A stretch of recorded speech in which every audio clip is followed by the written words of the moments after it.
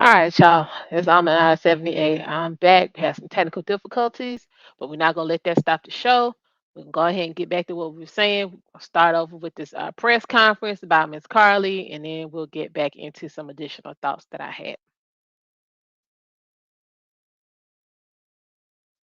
After Chief Sturgis's statement is over with, Attorney General Marshall will also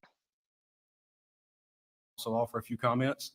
Once that is completed, both gentlemen will return to the podium, and you guys will have an opportunity to ask questions.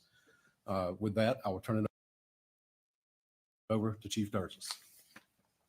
Thank you, Captain. Y'all come on. Struggle stream.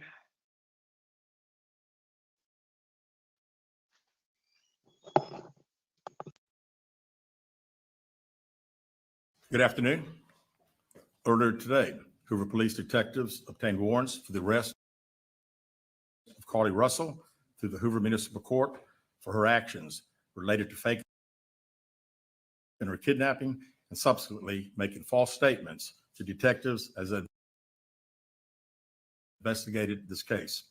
Her decisions that night created panic and alarm for the citizens of our city and even across the nation as the concern grew that a kidnapper was on the loose using a small child as bait.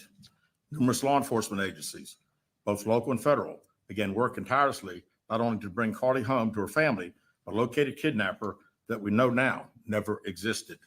Many private citizens volunteered their time and energy into looking for a potential kidnapping victim that we know now was never in any danger. This story opened wounds for families whose loved ones really were victims of kidnappings, some of which even helped organize searches in hopes they could find Carly's alive so her family would not experience the pain and suffering that they felt when their loved ones never returned home. This dude's still pissed As off. we know, He was pissed off the actions first can press have conference. consequences, and that's why we're here today. This afternoon, Carly Russell, with the assistance of her attorney, turned herself into the Hoover City Jail. We're gonna get into his raggedy ass later on. False Do a video reporting on to that law for y'all enforcement tomorrow. authorities, Class A misdemeanor, $1,000 bond. Falsely reporting an incident, a Class A misdemeanor with a $1,000 bond. Each of these charges carry up to a year in jail and potential fine of $6,000 upon conviction. Ms. Russell was released from jail after posting bond. We initially presented this case to District Attorney Lanice Washington, who agreed to handle prosecution through district court. After consulting with the Circuit Court of Jefferson County Bessemer Division, the case was referred back to municipal court for charging because the only applicable charges were misdemeanors.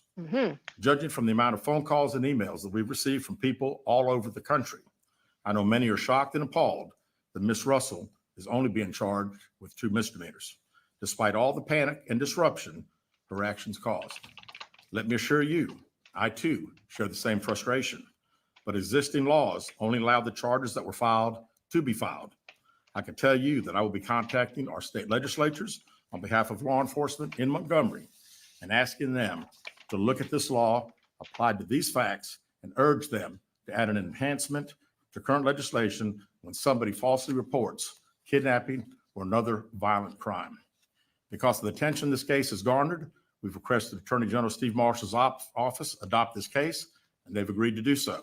The Hoover Police Department wants to thank everyone that assisted us from the beginning and continues to assist us in this case as we work its way through the criminal justice system. Joining me at the podium today is State of Alabama Attorney General Steve Marshall. Let's see what Steve got to say. Thank you, Chief. Let me begin by commending Hoover Police Department Chief Sturgis for his leadership in this investigation. Obviously, this captured many's attention as a result of not only the allegations themselves, but also the concern about a possible victim and being able to return her home. The work that was done by the Hoover Police Department was monumental in its lift, and the results of that work you are seeing come to fruition today with the charges that have been levied. I also want to commend the many other men and women of both state and federal law enforcement for their work collaboratively with the Hoover Police Department in assisting in this investigation. Chief, appreciate the opportunity to be able to partner with you in this prosecution. We will dedicate a team to be able to help the city of Hoover in handling these 2 individual charges and look forward to bringing this case to fruition. One thing I would add is that we don't see this as a victimless crime. Mm-hmm. There are significant hours spent, resources expended as a result of this investigation.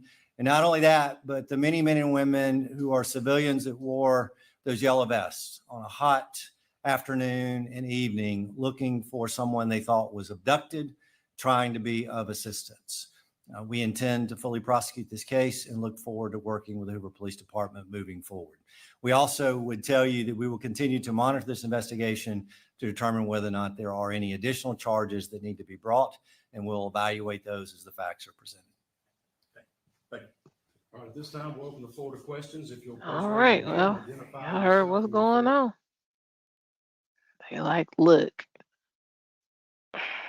this is not a victimless crime. We can only charge her what's on the books.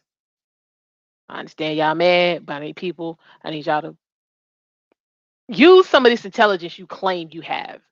Do some research before you start calling up, hollering and screaming, and expressing your displeasure. Make sure you understand what you know what's going on.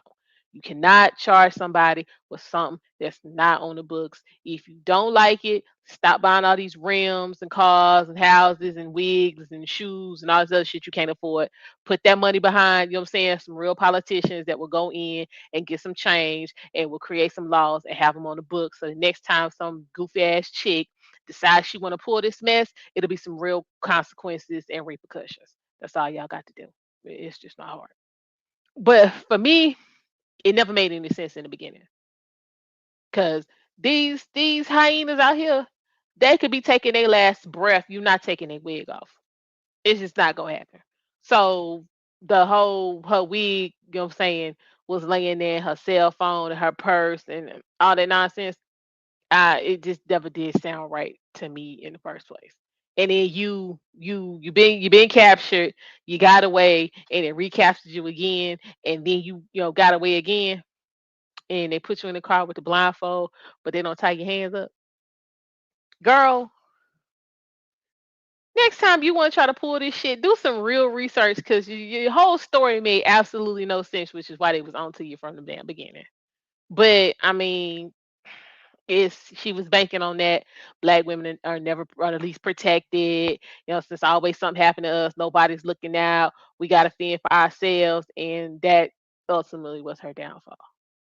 It got way too hot. You got way more attention and exposure than you thought you would, and you just weren't smart enough to have your story concocted a little bit better than this. Might be why you flunked out of nursing school. You're not quick on your feet. You got to be quick on your feet if you're gonna be in the medical game. You got to be quick because you got somebody bleeding, you know what I'm saying, in cardiac arrest, their heart stop. You ain't got 25, 35, 45, 2 hours to try to figure out what it is you need to do. You got to be able to hit it. You got to be able to hit it. And if you couldn't do no better than what you did and you had 2 days to get your story together, then yeah, the nursing game wasn't for you. So we see why you didn't make it. But it's just this is just pitiful. But it is what it is. So hopefully, she got the two misdemeanors. Hopefully she'll be convicted and she'll get, what I'm saying, consecutive instead of concurrent. And she can do her 2 years and pay her 12 stacks. And then I personally would make her pay for all of the recovery efforts. Every person, every hour, every second, every gallon of gas, every pair of shoes, every uniform, even down to the tie that we used to wash them damn uniforms and t-shirts and stuff. She would pay. Financial ruin for her is the worst kind of punishment ever. That little 2 years, okay, cool. But that financial, you owing hundreds of thousands of dollars and you know ain't nobody gonna hire you. You don't have any skills. That is the worst kind of punishment. No wigs. Mom and daddy can't help you because y'all be levying charges against their ass. So they had their own bills to pay. They went to pay your bill, they bill and your bill too. So if you sit down and think about it, and you done pissed off good white folks, so I'm sure they sitting around thinking about it. Financial ruin is the name of the game. That's that's all you got to do for this chick. I'll let that be that. But for me, it was the damn press conference though with her mama. Cause even though It was both her parents. Her mama did all the talking, y'all. Her mama did all the talking. You know what? I think we need to take a quick peek at this because her mama did all the talking. And the chick, the reporter, that she knew something was off.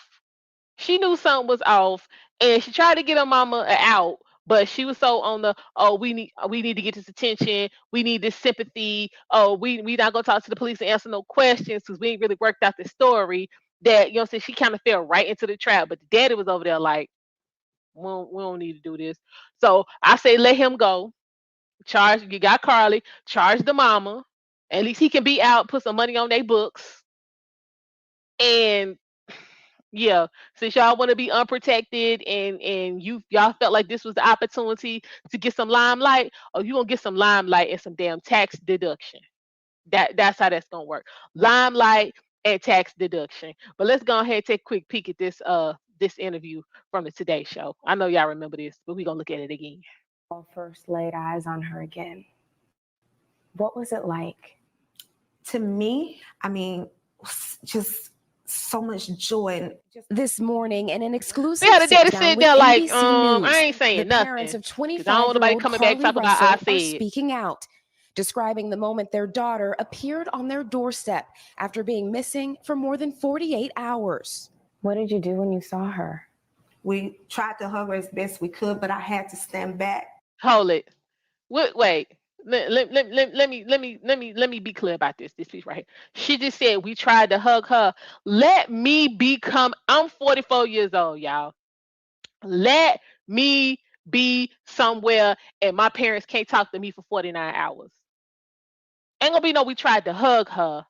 Because when I tell you, I'm going to be more messed up from my daddy hanging on to me than from whatever happened to me when I was gone for them 49 hours. I'm telling y'all about what I know. I'm going to be more messed up because he's going to be like, nah, we all going together. We all up in the x-ray machine together. When I tell you Jeff ain't letting go, I'm going to be more messed up from him hanging on, from then whatever happened all out in them streets. So if ain't nothing really happened, I'm going to need to tell the story. And that's what it's going to be. Ain't no trying in that. See, that right there let me know something was wrong. But she was like, we tried it. What you mean? I've been somewhere and I had to fight for my life and I see my mom and daddy. Child, please. We hanging on to each other. So they ain't no, my state was too bad for you to come up and hug. Child, y'all better quit playing. That is straight bullshit. So I knew then, because see how the daddy, look how he looking, y'all. Look how the daddy looking.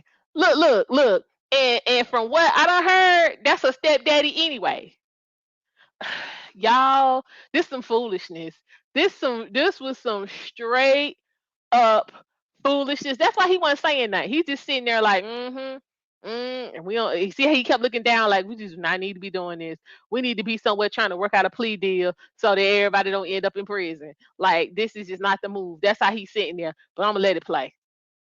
Because she was not in a good state. Just so take my ass. Stand back and let medical professionals work with her. Ain't no stand back. But y'all need to come talk to my parents so they can show you how they're supposed to go. It's okay. Last Thursday, police say Carly called 911 to report a toddler walking alone on the interstate. She pulled over while on the phone with a family member who described hearing Carly scream. Her vehicle's unlocked, running.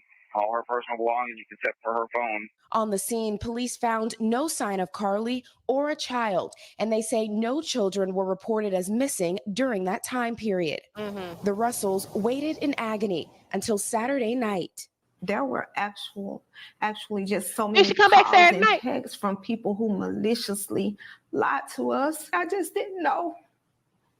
Where the tears? So where all this authorities have not indicated where Carly was during the 48 hours she was missing. They'd be like, man, we can't even get the damn story from you because you crying so hard. To share what their daughter told them, citing the ongoing investigation.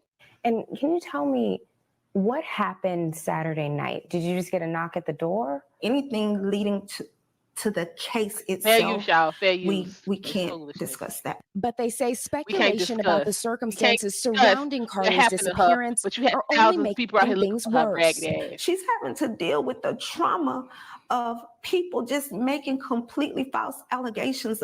You mean like wait a minute. You mean false allegations like the fact that bitch was lying? Them false allegations. Well, I'm guilty because I was like, this is some bullshit, and I went on back with what I was doing my weekend because I was like, this whole story don't make no damn sense. So she got to deal with the fact that people talking about her, but she ain't got to deal with the fact that she was out here telling lies and wasting money and people's time. And how many people really got messed up? How many babies really, you know what I'm saying, was left stranded at the damn gas station or the quick trip or the hospital or wherever, abandoned because folks can't get to them because they out here looking for this bitch.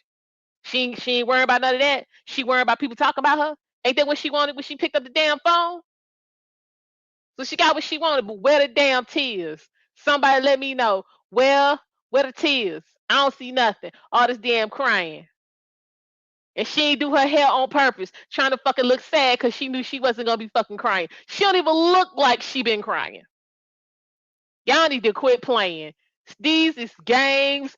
Quit playing. Foolishness. So yeah, lock her up for that. I'm telling you. Go ahead and yeah, yeah. This is what we doing. Yeah, but she got the folks making up stuff. You mean like she was lying? All right, cool. Hold up. About her. Her family now urging the public to let the She like investigation attention. play out, but This ain't the mentioning attention she an banked on. abductor. Her mother asking to read a brief message to the public.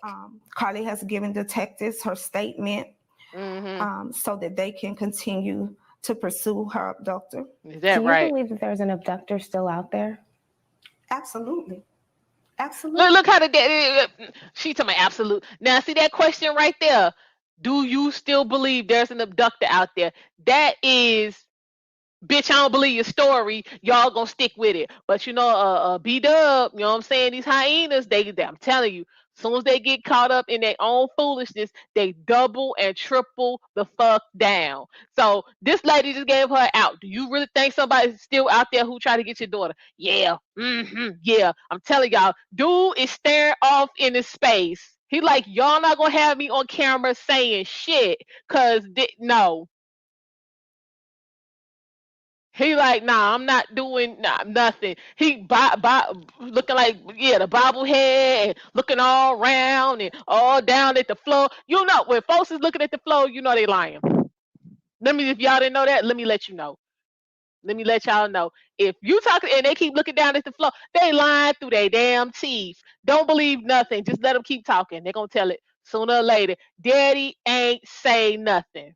He been trained well. Just sit here and be quiet. And if it pop off, then when I give you the oak, when I, you know what I'm saying, activate the battery, then you can, you know what I'm saying, do what you need to do. But he is for real in here on some simp stepdaddy Will Smith type of bullshit, but then on the same tip, it's real smart because they can't get you on here saying nothing, none at all. He's sitting there thinking like, we need to be getting a lawyer, we need to be trying to we need to be working out a plea deal because this shit is falling apart as we speak. This story is not coming together. So I mean, but you know, mom over here, you know what I'm saying, like you couldn't.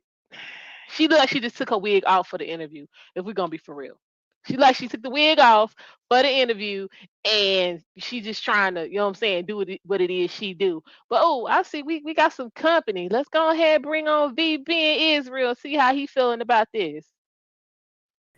What's going on, Yeah, VB? What's you. happening? Look, man. I mean, you was cooking for a minute, so I was just letting you do your thing. You know. Man, I'm just saying this was some straight bullshit.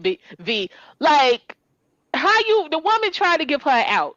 Did I miss that part? Oh, that's really what she said. Cause she was like, "Do you think is a deductor out here looking?" She's like, "Yeah, yeah, yeah." Like that was essentially some I don't believe your story. Well, I think we all kind of saw mom's reaction and like, okay, something is not right. And then, like you pointed out, we looked at dad, like dad, stepdad, whatever he is. He looking like, okay, I'm gonna shut up. I'm gonna For just stay real. quiet. So right. This So yeah, all you on you. I told you at home not to do this, but you gonna do it anyway, so I'm not gonna say nothing. facts. Because see that, yeah. I'm just saying like if you was missing for 49 hours and couldn't nobody find you, your mama looking for you, your stepdad looking for you, your auntie looking for you, they calling me, I don't know where you at, I'm calling your kids, don't nobody know nothing, and you show up, you think ain't nobody gonna hug you? Y'all gonna have some questions even before that. Like, what is this? We can't. Wait a I knew minute, bro. Like bullshit. you ain't never like it ain't even got to be 49 hours. Let it be 12 hours that I'm Exactly. unaccounted for. Exactly. Like, what you doing? Hell, you lost me in Walmart for 30 minutes and had him looking for me. That's what I'm saying. So this whole we gonna be gone for 49 hours and we gonna show up, and then the story that you gave the police is in direct contradiction to how you showed up back over here. Cause now what happened they stripped you down and they was taking pictures, but you got clothes on. Well, to me, I said before, my thoughts were they should have made this a hate crime. And I read the statute, the federal Mm-hmm. statute on hate crime, Mm-hmm. and it fits what she did. Now, Really? but yeah, she didn't specifically say it was a white man. Mm-hmm. However, the hate crime provision says perceived ethnicity or nationality.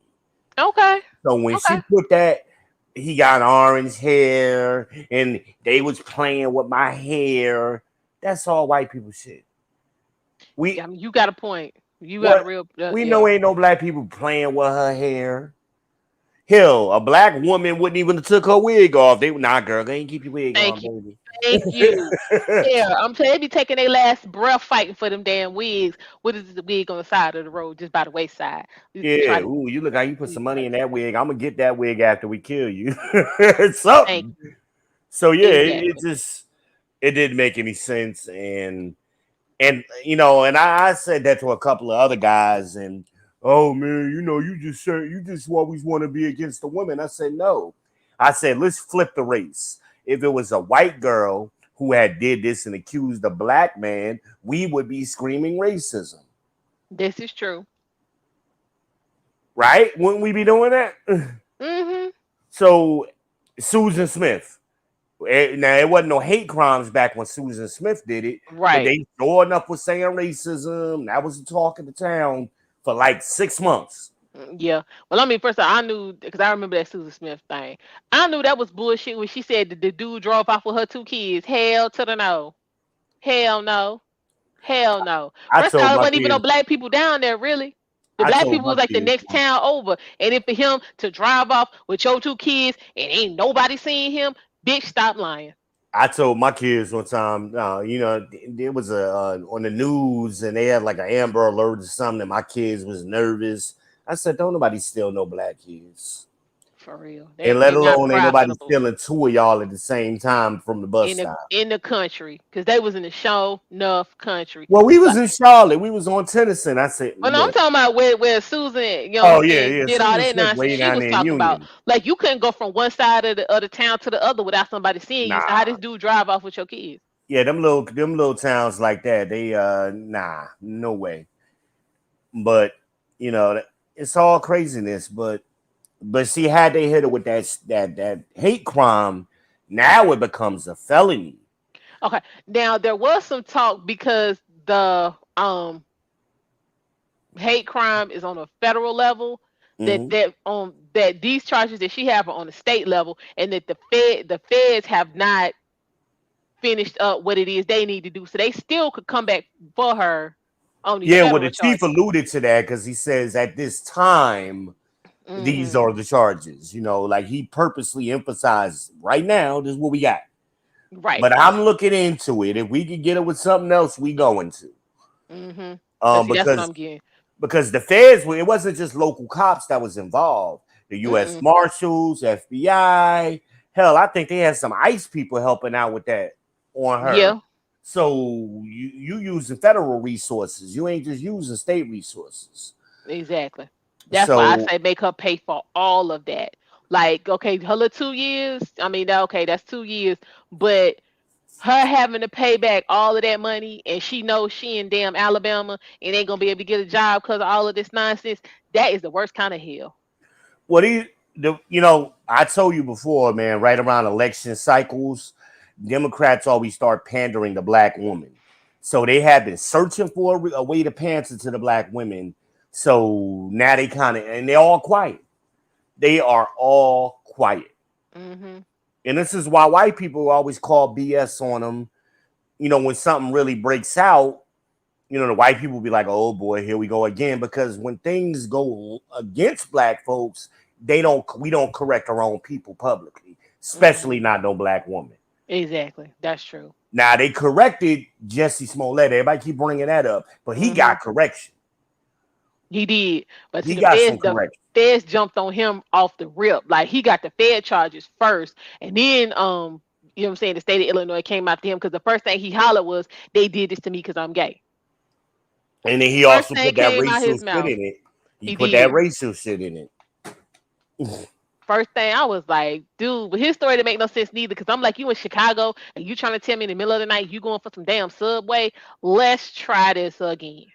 In Chicago, it's like Charlotte. Everything shuts down at 2:00 in the morning. Exactly. It ain't like New York where everything open 24 hours a day, or Vegas or something.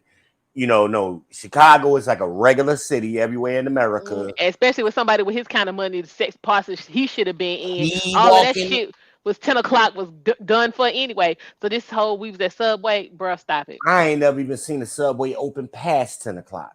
This is what I'm saying. Maybe 11 when they first came out, but lately you be lucky to get doggone Subway open past 9. This is what I'm saying. I don't even be in Subway. Subways don't be open like that.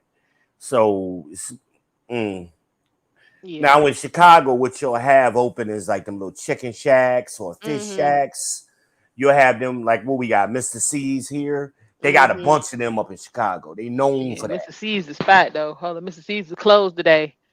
They got one, I think it's called Sharks or Sharkies. It's just like Mr. Their menu even look the same, just like Mr. C's.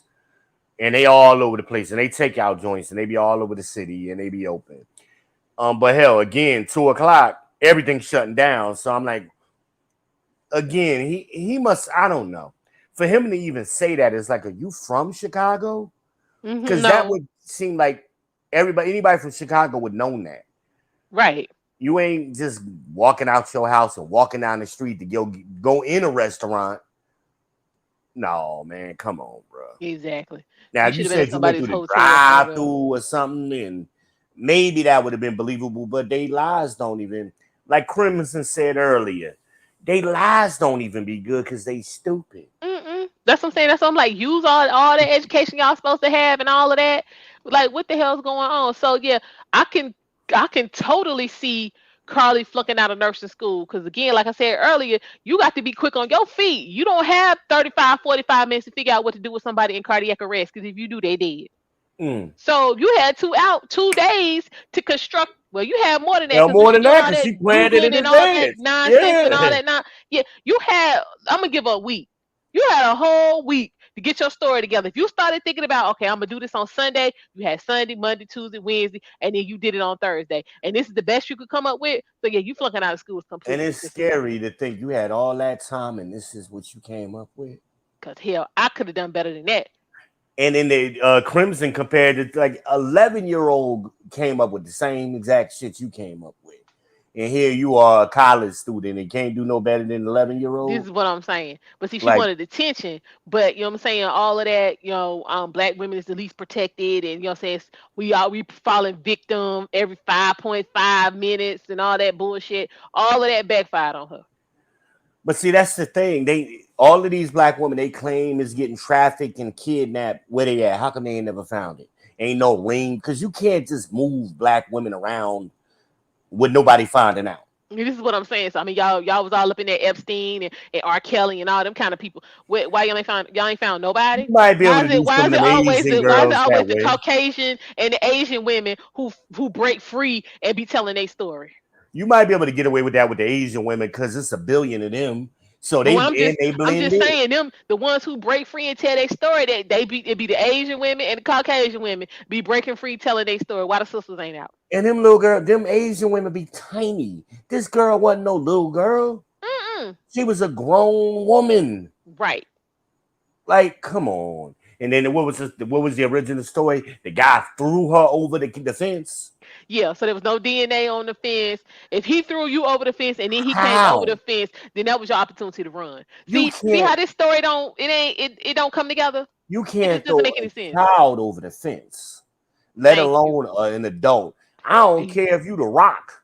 Right. Okay. And we talking about a less than a half a mile from where the highway is to where the community begins. It's less than a half a mile worth of woods. Bitch, you could have got through there. I could have got through there, and I am not in tip top shape. We gonna need a better story.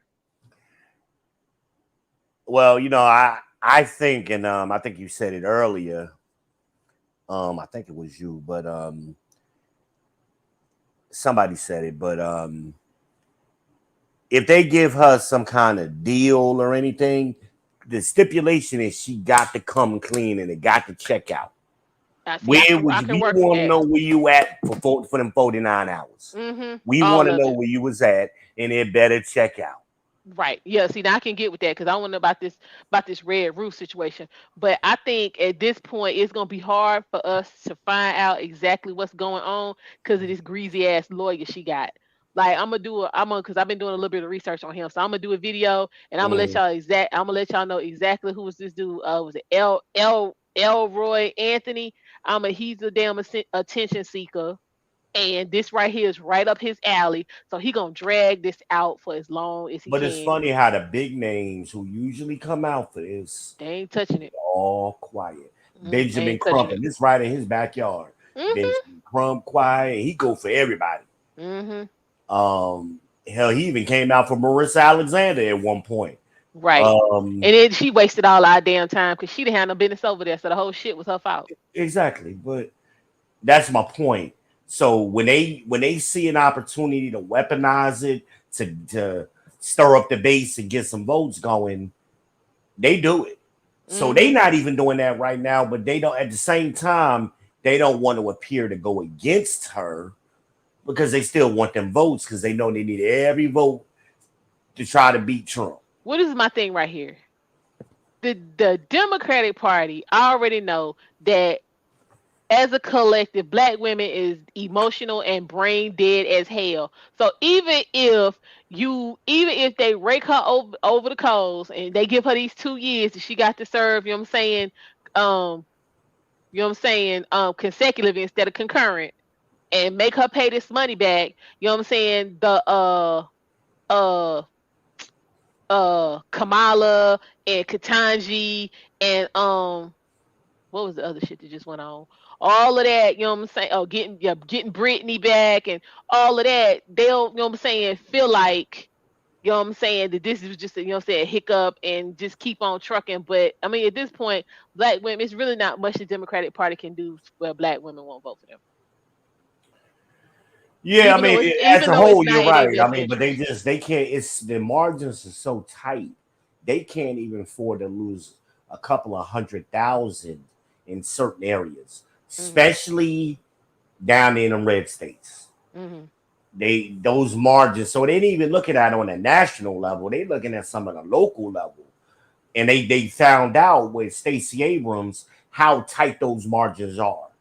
Now they don't already lost black men because of Stacey Abrams. Mm-hmm. They lost black men. I mean, that matter of fact, because her whole thing, Stacey Abrams, is that whole thing was, oh, it was some election foolery, and I Girl, should have don't do that. won. Don't do And that. then, Do so not she do ran that. a second time and lost by more. Mm. Yeah, What don't. happened? Don't do. What Right. happened? Right before she started feeling herself, and she went up on MSNBC and started talking crap about Kevin Samuels. Yeah, she should have kept that to herself because She yeah, that right there. but she didn't realize how large a movement the manosphere was. Mm-hmm. She was too busy listening to that sister girl chatter. Oh, Kevin ain't nobody. Kevin Samuels ain't nobody. Okay, he sit up here. Okay, Hmm. okay. So that's what happened. So they don't want to. They want they be very careful and cautious, almost meticulous about certain things. Even with this Donald Trump thing, they quiet. Ain't this what y'all been waiting for 2 years? Exactly. So now y'all got him on the ropes, and now y'all quiet. But he really ain't on the ropes if you think about it. And they got him in court. I mean, they charging him. That's what I mean by the ropes. Yeah, I mean, I Y'all know what you finally mean. got him in court. Mm-hmm. You got him stumbling, and he shook. You finally rattled his cage. I think he's more aggravated than shook. Cause half of this, once they actually like get to like half this shit gonna get thrown out. This is kind of like a waste of time, and you know what I'm saying. This is money and time he could be using the campaign, but in the end, I don't think it's really gonna make that much difference. That Well, he they're gonna be trying to put president enough again, pressure on him, so he's forced to make a deal. and he's not gonna do it. If they ain't learned that by now, I just don't know what to say. Because yeah, he's not gonna do that. I think Donald Trump will. If it come down to saving himself, he'll throw everybody under the bus, Well, I including his mean, yeah, I people. don't even think it's gonna get to that though. Well, I was listening to us. They got some shit on Melania too. So they Yeah, about to she do. start coming after her That is pitiful though. Like, because this girl was spending super PAC money on her manicures. oh hell. Oh yeah, and she been trying to play dumb. They got her emails. She's well aware of everything he was doing and was supporting him, like actively supporting him. She was writing speeches and everything. Lord, Oh yeah, they about to get her. So they gonna find a way to get to him. this is So pitiful. why you think Ivanka and Jared and what you call it? What's the other one? Not Don Jr. What's the other one? Uh, All of them been quiet yeah. though. You better They shut the hell up. like a pin drop. You know these people can't stop talking. Hell, the son was on damn TV just as much as his dad was at one point. Yeah, he got some charges. Yeah, so they trying to put they circling the wagons. Hell, they done locked up and charged just about all these little minions already. Yeah, the So now peons. they're gonna start getting to the big dogs now. And them big dogs is them kids, Melania. That's wait, let them get one of them. And they really start spilling the beans. Because they ain't got the same protections as Trump got. True. Because see, what Trump got is that he was president. And the presidency, what did Morgan Freeman tell us? The presidency isn't a man, it's an institution. True. So they don't want to throw too much mud on the institution. But they gotta do something because you're gonna have a worse Donald Trump in the future if you don't. See, they thought Nixon was the worst. And here we go with Trump, who's hell way more of a criminal than Nixon ever was. Hell, Nixon would be a damn saint today. Well, you know what? I don't think, and maybe it's me being my naive. I don't think Trump done any more than the rest of them. It's just the fact they want to get rid of him, so they gonna tell it. Nah, he was actually committing crimes. I'm not saying he behind the wasn't committing scenes. crimes, but hell, the rest of them done committed crime too. But see, the thing is, that's what's the problem. They like he said the quiet part out loud. He was doing the stuff the boys club stuff out in the open. Yeah. That's the problem. Yeah. So you bringing too much heat on everybody now. So they're gonna start looking at, if it's so easy for you, an outsider, to come right on in and do all of these crimes, maybe we need to look at some of these people who've been in DC all of their lives.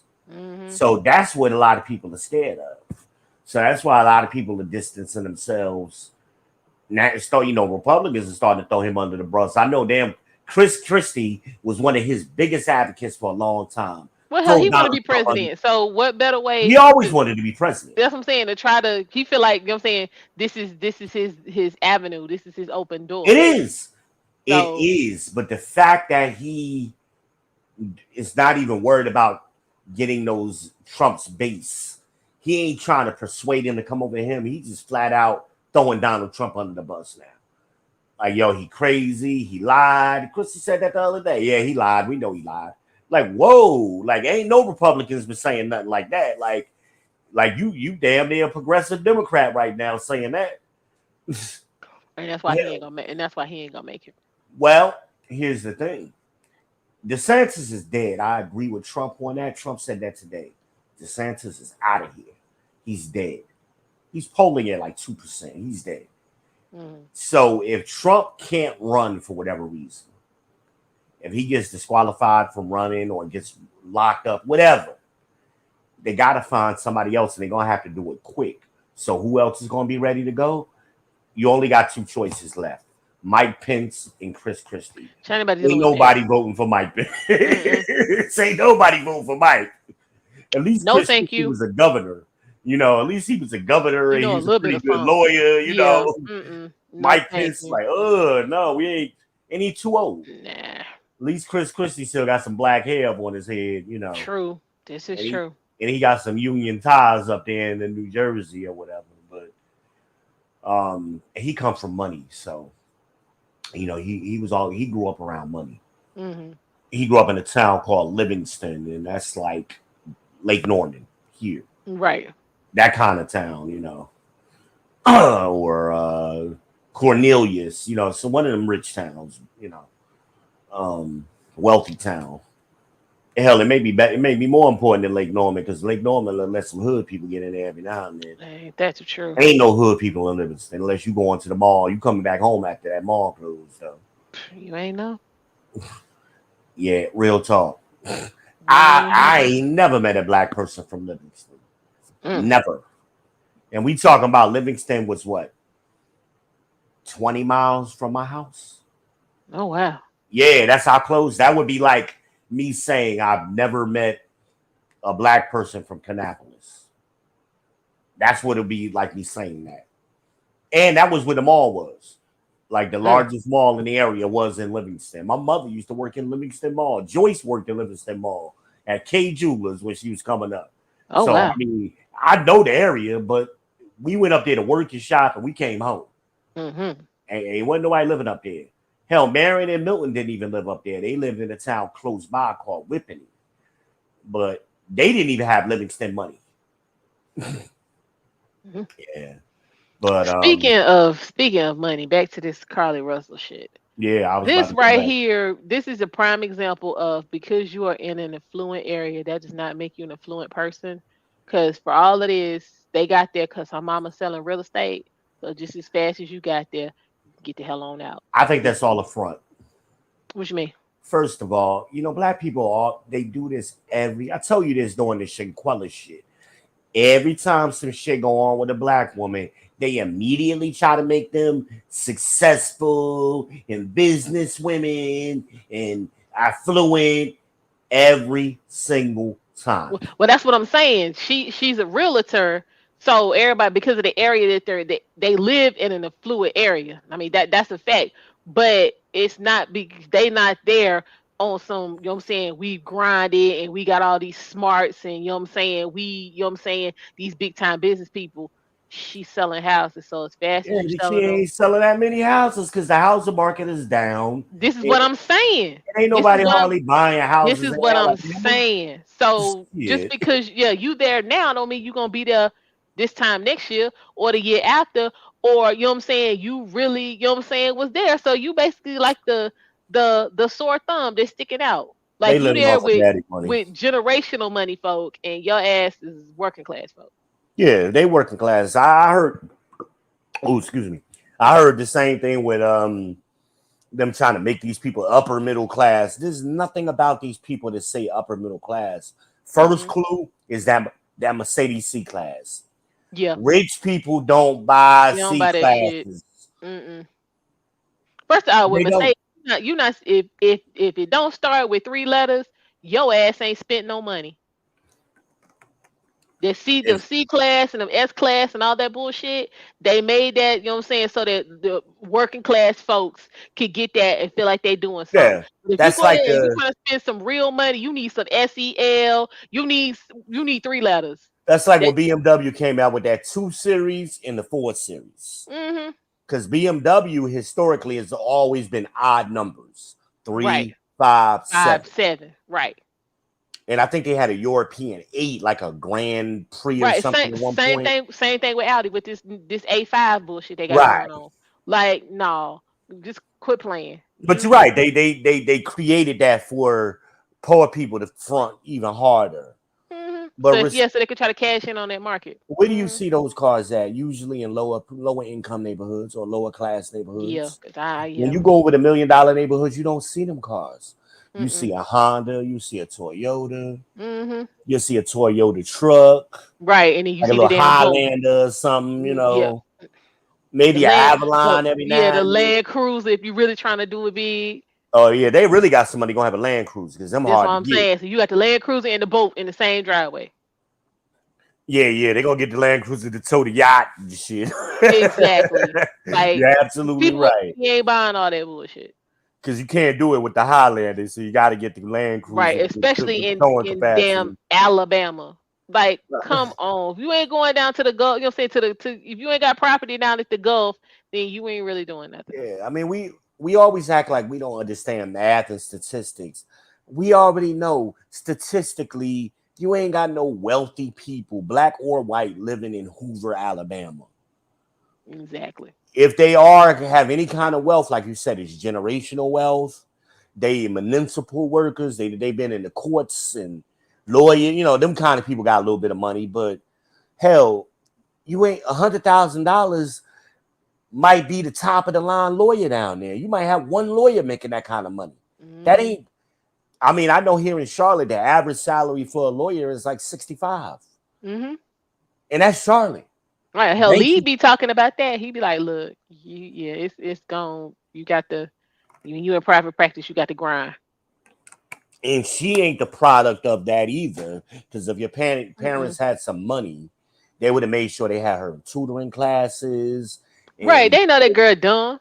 they would have used that as an opportunity to build up to the next generation. Okay, I'm a Thank you. realtor. Whatever dad do, we gonna push her, especially since she the only child. We gonna push her through school. First of all, if they was all upper crust and all of this, like folks want to claim her damn name wouldn't be Carlethia. Let's get to that part.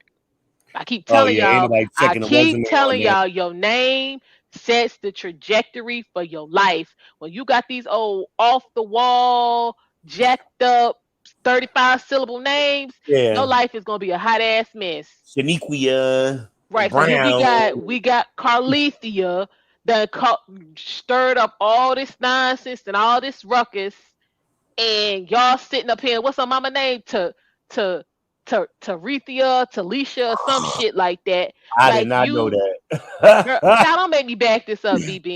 I'm just saying her name jacked up. And I was watching somebody stream and they was like, we done the math. That girl birthday and the date that these two got together don't match. That's why everybody's saying he on some stepdaddy nonsense. And where's her real daddy, which will make a And I whole want lot to of talk sense. about that for a minute because we always saying, well, kids are better when they grow up with a daddy in the house. No, I don't agree Nah, with not that that all the daddy time. bitch made. Right, exactly, because there's a lot simp men make simp sons and kids. They fuck up kids just as much as a single baby mama. Okay, who rang the doorbell? Did you Mm-hmm. order something? Mm-hmm. Huh? Yeah. Okay.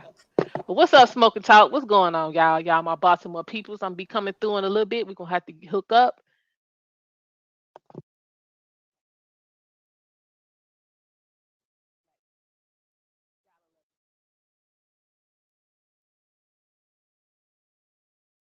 Black people are gonna come on the stream and then order food.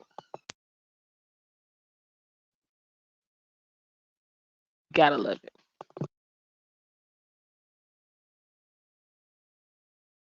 But yeah, so yeah, you got Tanisha, Carlethia, and all this other kind of nonsense going on. This is not upper crust behavior. It's not. Not at all. And you know what I'm saying? And the way he's sitting up here looking goofy, where he at? Let me put Pops back up here. The way he's sitting up here looking goofy, his hand ain't strong. His hand is not strong. Look at this, y'all. His hand is not strong up here trying to. He ain't running nothing. That's why he ain't saying nothing. She probably said, just sit here and agree with everything I'm saying. If you can't do that, nigga, don't say nothing. I guarantee you that's what's good. Look how she looking, y'all. Look, right here. Come on. She was like, let me take this wig off real quick.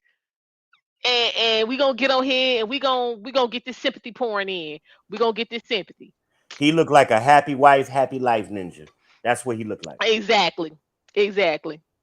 I ain't gonna say nothing, man. I'm just gonna keep peace and Cause another thing, if this was recorded the night she came back, We ain't got we not doing interviews.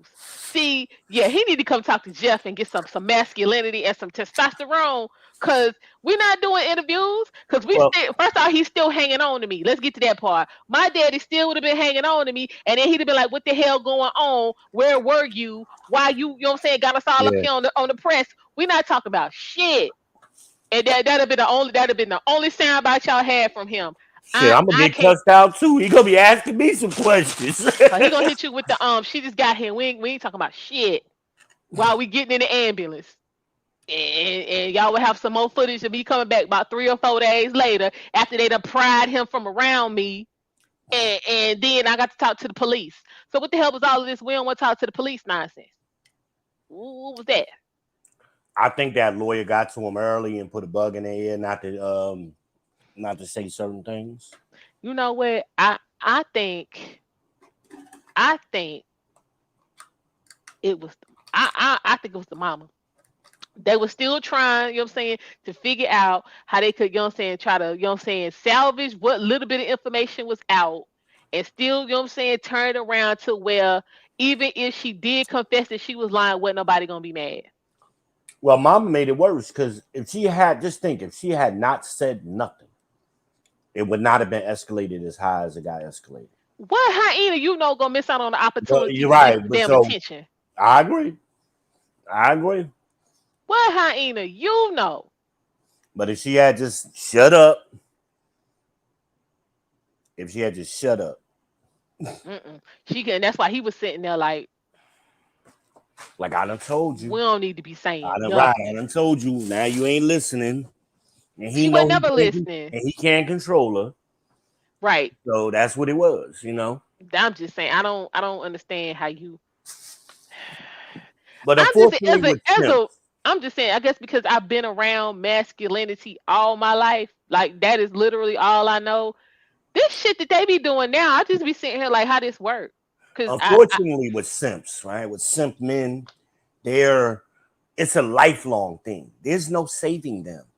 There is no say. They're the problem in the community because they I agree with that. enable the hyenas Hmm. and they're the fuel. They keep it going. And but you can't tell these dudes they start out at an early age like that. So if you ain't getting the boy around 13, 14 years old and correcting him, that's when it starts. Hmm. That's when they start turning to them son husbands and you know, um, let me thank mama for everything, even though my daddy did everything, I'm gonna thank mama for it. And you know, we've been seeing that all our lives. Your life a total damn mess. Shout out to Zion Williamson. I'm gonna talk about the latest bullshit. There He you done got go. hooked up There in you go. listening to his dumb ass mama Now and simp ass stepdaddy. I'm gonna get into your that, girl y'all. made a good point today. Candace did. Shout out to Candace Owens. Oh yeah, Candace been on fire because when I tell Candace was on this bitch from day one, and I got a video and I ain't released it. I did a review where she was on Rumble the other day, and yeah, Candace was on this bitch from day one. Folks was mad at her, but No, she she ended up got being on the right. Brown ass today. I saw that. I don't Mhm. I don't understand that. How are we holding LeBron responsible for folks that didn't want to do their part? So he's supposed to build a school, pay the folk, and learn for him? Well, the whole reason he built the How school this shit work? was to perform so the school will perform better than the public school. Okay, now see, That's LeBron, that that was a lofty aspiration because you got to get people who want to do something first. well, and that's what you know. I at first I didn't agree with her when I first heard the beginning of what she was saying, but I Mm, listened to the whole thing, mm, and she said not one person in the 8th grade passed their math tests. Now nationwide, these kids, boys and girls, are failing math and reading mm, nationwide. So that's a trend. mm-hmm. But like you said, it was a lofty aspiration. So to me, you coming in the door knowing you got your back against the wall. What did you do Mm. differently? Okay, well, that What makes sense. that's We what might I'm have to asking. we What might did have to you get do into about that tomorrow. Yeah, I mean, because I haven't watched it, so I mean that was just my initial, you know what I'm saying, reaction from looking at the, you know what I'm saying, when the he did that I headline. promise school? What I wanted to see him do is make it an all boys school. That's what I wanted to see him do. If all you gonna do is open up a school that's going to function just like a public school, but everybody wearing your sneakers. That What wasn't no was the point. point? Right. Because that's what he did. You're doing the same exact crap. That's why the schools are failing. So it don't matter who stirred the Kool-Aid if you're using the same doggone sugar and water. If you don't change none of the ingredients, you're gonna get the same result. And this is true. So yeah, I'm gonna have to watch that. And we gonna come back on and get into that. Yeah, that's a good one to look at right there. Because yeah. And I'd like to compare it to Jalen Rose School. Because that would be the model. Okay, so we ain't just gonna get on LeBron. Let's see what these other schools is doing. Well, what's the dude? Steve, what's his name? The dude in is he in Chicago? Well, he running the all boys school and everybody graduate with scholarships. He was on. I know what you're talking about. I can't think of his name. Yeah, but yeah, he don't play. So yeah, somebody need to go call him. The reason why people in black masculine educators are all calling for all boys schools is because boys learn differently from girls, and the public school is set up to disadvantage boys and advantage girls. So it's like if you're really trying to make a difference, you got to go after them boys. So hell, Morehouse started doing that when we was kids. That's why everybody was so big on Morehouse, because Morehouse had such a successful rate, and they hate talking about Morehouse. Anytime you bring up Morehouse, they bring up Spelman. But no, I know plenty of dumbass chicks went to Spelman. Yeah, exactly. I mean, Spelman turned into a party school in the 90s. I mean, they ain't been known to be putting out doctors and lawyers and all, you know. They put out a bunch of nurses just like everybody else. And a bunch of teachers. But true. But we got to get serious about educating these boys. Well, see, that's the thing. I think we need to get back to education, and if we're going back to what we was talking about, we need to get back to real education. What's going on now is not education. This is memorization. It's job placement. They don't even remember nothing. I mean, they hang on to it long enough to take the test, and they pass the test, and then people tell them they're smart. Hell, but you got them giving them damn cheat sheets. True. Well, I'm talking about these so-called college education. Yeah, that's what I'm saying. They get cheat sheets. That elementary and all that kind of shit. And if you can't get them when they go to elementary school, it's a done deal, because you got parents thinking schools are supposed to teach their kids how to read. What happens to you supposed to know how to read before you get to kindergarten? What happened to that? How to count, how to tell time. That's what I'm saying. Like, I didn't even go to kindergarten because I already knew all of that. And then I went to private school. So when I got to first grade, hell, I was helping out because I already knew what was going on. But the state wouldn't let them, you know what I'm saying, move me to the next grade. Because essentially, if I had left that and gone to public school, I would have been in like the 4th grade as a 6-year-old. You was trying to be damn Doogie House in that mother. Yeah, it was like, we ain't gonna have that. So I'm helping the nuns because I'm like, I already know how to do all of this. Like, literally, tell you my name, my address, write it, all that, what time it is, count money, read. I remember as a kid, before I started kindergarten, you was somebody in the family, well, multiple people in the family, they would sit down with you, teach you colors, get the pennies and the nickels, whatever change, and show you count. And you had the what do you call them, the flashcards. Man, we had flashcards all over the damn house. And what's the little spindle thingy to tell time?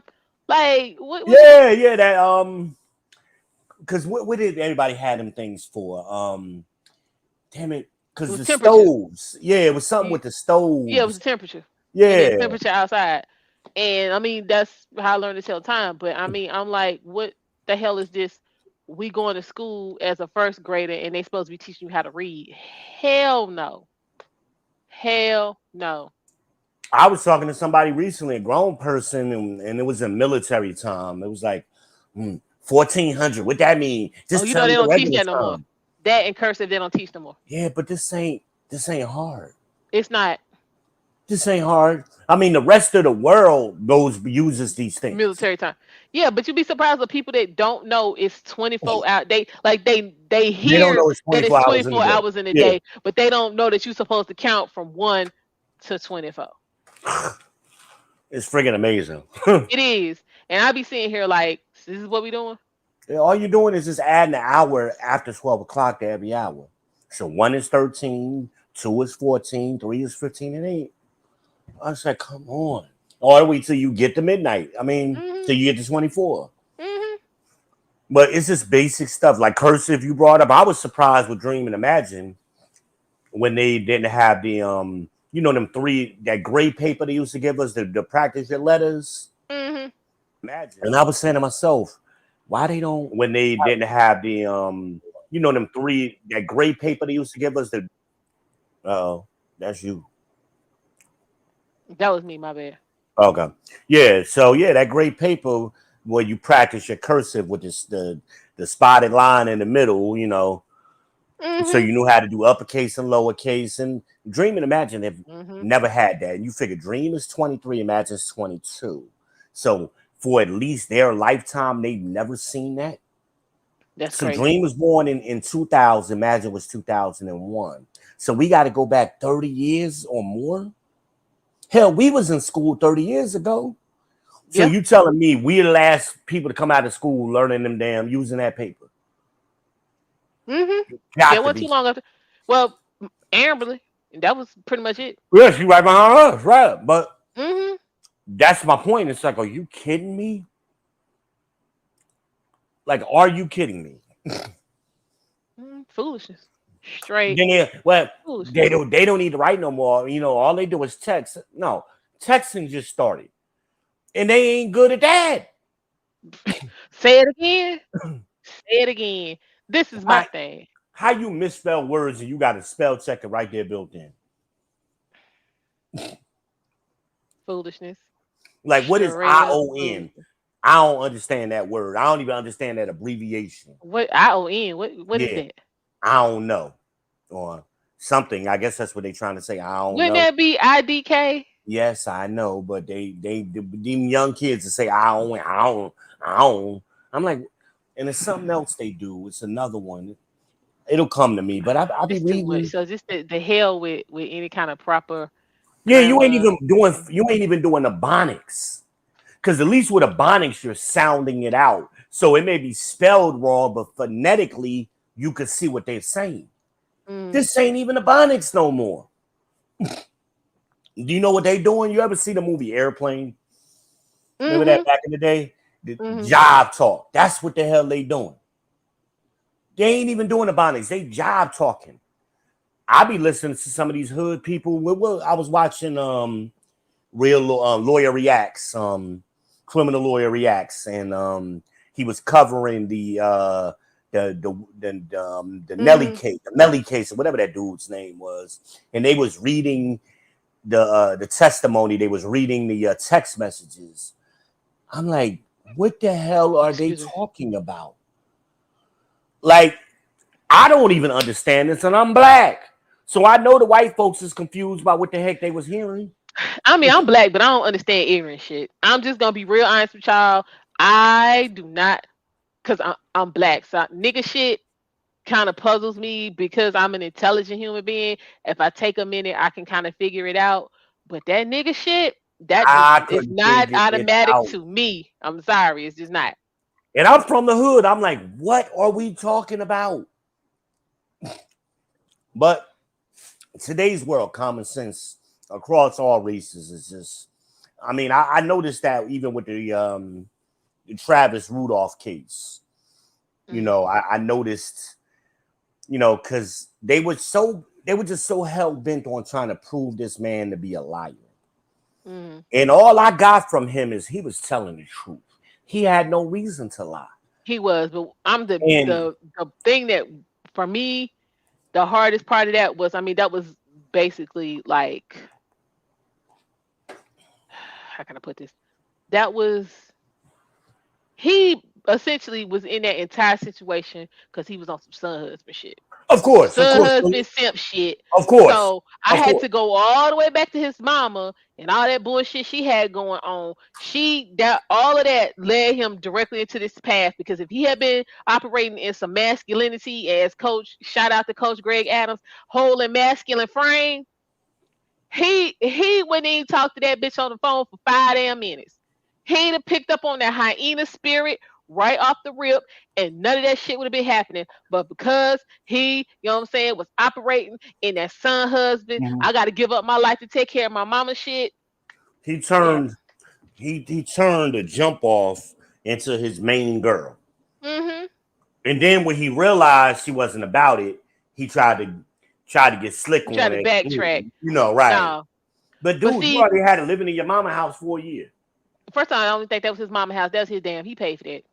No, they said he grew up in that house. She had paid for it after the daddy died. He paid for it after the daddy died. Well, whatever. However they did it.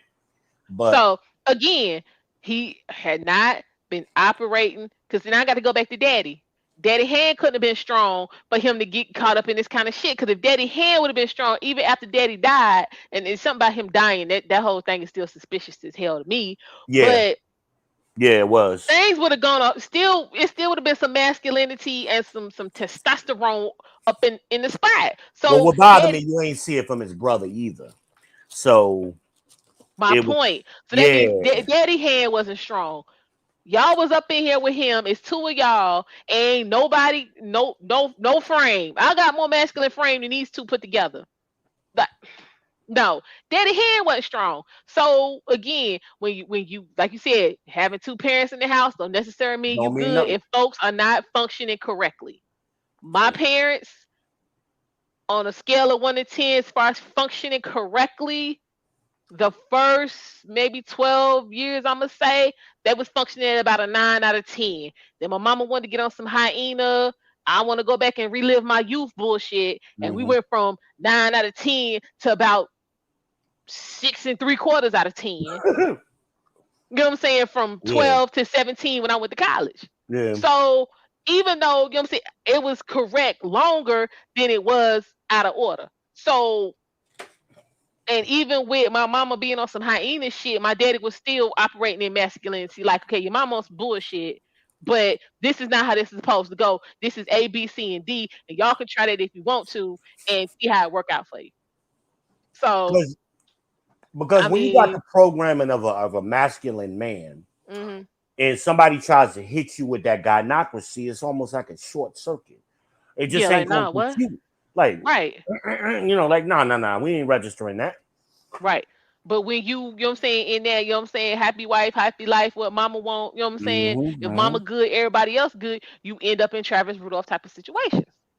And you could even see it with me, and I got to get better at reacting to it.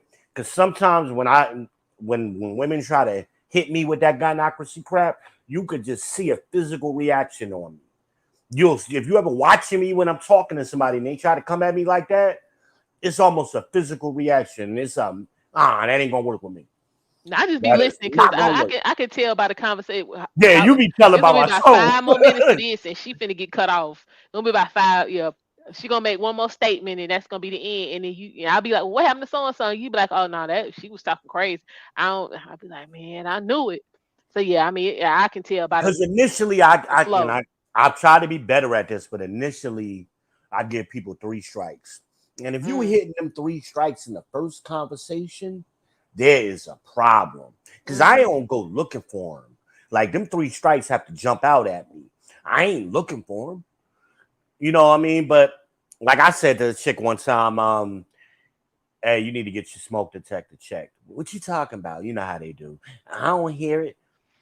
Then I'm like, you don't hear that beeping? Finally, I get it to I pay can't attention take. to the beeping. I cannot take it. Like, and my thing is, y'all sitting up in here in these old apartments. I mean, I'm not trying to rag on nobody or nothing, but y'all in these old where, you know what I'm saying, all you gotta do is change the Call. battery and you good. These jokers up in here is hardwired into the electrical Right. into the power box. So when the battery go, it's gonna beep, but then you still got to change that, and then you still got to reset the whole house because it will continue to beep. So I know I'm not finna be set. I'm not finna be bothered with that. I Yeah, don't. because at that point, when it's hardwired, it's a backup. Right, but like with because like you wasn't here and one of them died.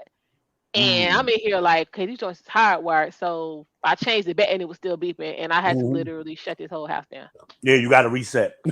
I was like, this is What the hella hell is going inconvenient. I on? don't want I don't want to do this, but I'm not gonna sit here and listen to this beeping all damn night after I done changed the battery. But So she my thing is, if turned. that's you only thing you gotta do is change the battery and you ain't gotta go outside and shut down your whole house, change the damn They battery. in an It is apartment. They ain't not even got to hard. do it themselves. All they got to do is make a phone call.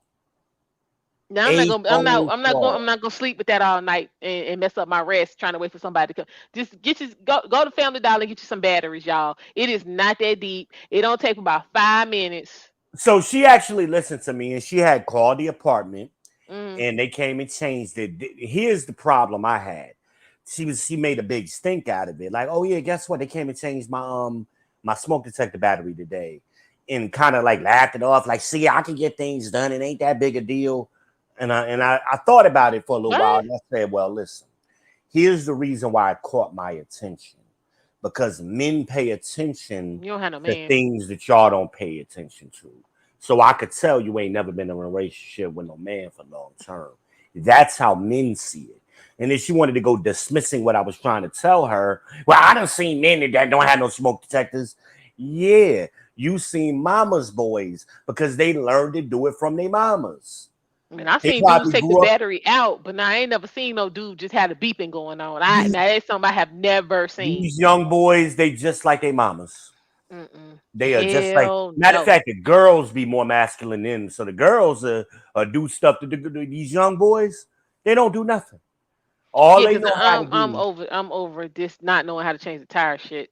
Like if Because I think see about it. another grown black man that don't know how to change the tire, Think about it. They man, I wish y'all would call me and tell me you out with a dude. He can't change the tire. Boy, man, you might as well just go ahead and shoot his ass. Man, I But was watching My 600 Pound Life yesterday, and the child they was trying to move from Arizona to Texas to get down there and get some help from Doctor Now, and the fat dude who was trying to get the help, his wife was driving, his ass is in the back of the damn van, and the damn the tire on the trailer, you know what I'm saying, blew, and the girl brother was driving, you know what I'm saying, the other, and he's sitting out there like, I'm like, dude, you is useless as hell. He ain't know how to do nothing.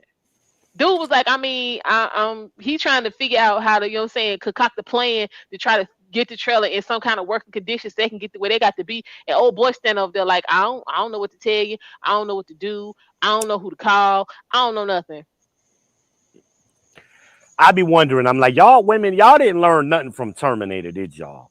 What did Sarah Connor do? She made sure John had every skill he needed. She Mm-hmm. would put him around other men who could teach him skills to prepare him for the war.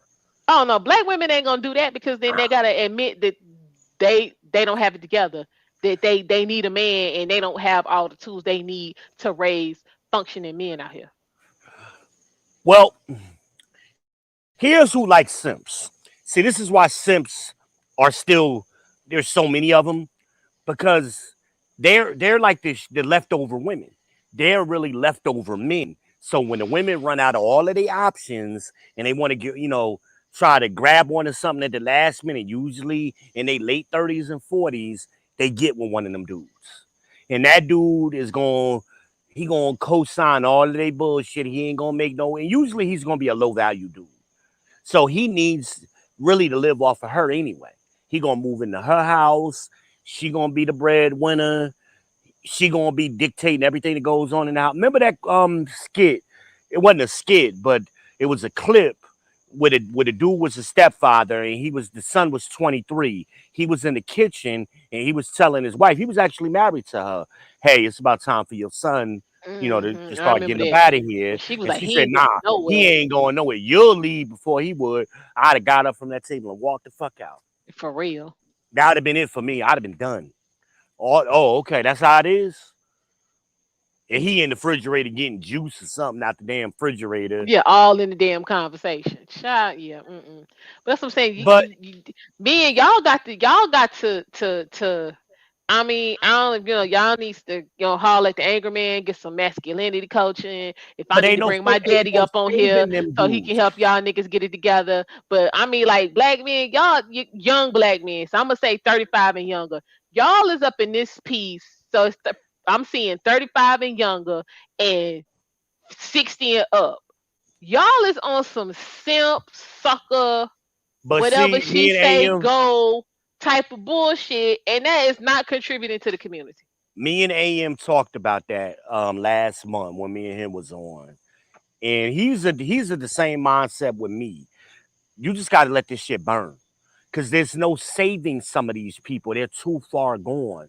And like I said, with a boy, you got to catch them before they hit that 15, 16. You got to catch them like around 12, 13 at the Hmm. latest. Because once they, especially once they cross 18, it's too late. It's too late. Friend of mine, her son is 21.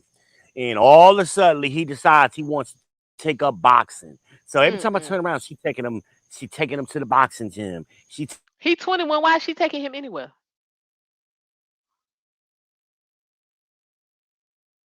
supported really hindering him. And I'm like, why you got him in boxing at this late of an age? Well, he just Right. got dreams that he gonna go to the Olympics. I said, let me tell you something. No, Your ma'am. son is never going to the Olympics for boxing. Mm-mm. Never. I said, do you realize Mike Tyson was 16 when he started training for the Olympics? 16, and he was a prodigy. So your son ain't no prodigy. How? I mean, he's too far behind. People who go to the Olympics been boxing all their lives, Mm-hmm. all of their lives. And hell, they could 21. They coming. Yeah, they prime is staring them in the face. Like You're a by the time the professional. Olympics roll around again, it might be over. You're supposed to be a professional at that point. Mm-hmm. And he ain't even had no fights. She got him in some little BS gym. North Carolina ain't a boxing state. I'm like, you moved from Philly to North Carolina. If you wanted him to be a boxer, Hell, you he should have should have stayed up kept him in there Philly. for real Philly is historic. for that. All of them historic boxing gyms in Philly. Mm-hmm. Yeah, that's crazy, nigga. You are I not said, Rocky now a Balboa. better thing. I told her, I said, a better thing for him may be mixed martial arts because of his Mm. size. He's about 6 foot, got a little weight on him. I said, somebody could give him some training. He might be doing, make a little, noise in mixed martial arts. But boxing, no, no, no, no, no, no, no, no, no, no, no, can't do that. Boxing is, but of course, you can't tell him nothing. Mm-mm. Well, I want to be positive. And I said, sweetie, this ain't about possibility. This is about probability. Probability. Tell me the fighter, tell me the professional fighter or an Olympic fighter who started at 21. Name them in history, white or black. Name them. You can't because it never happened.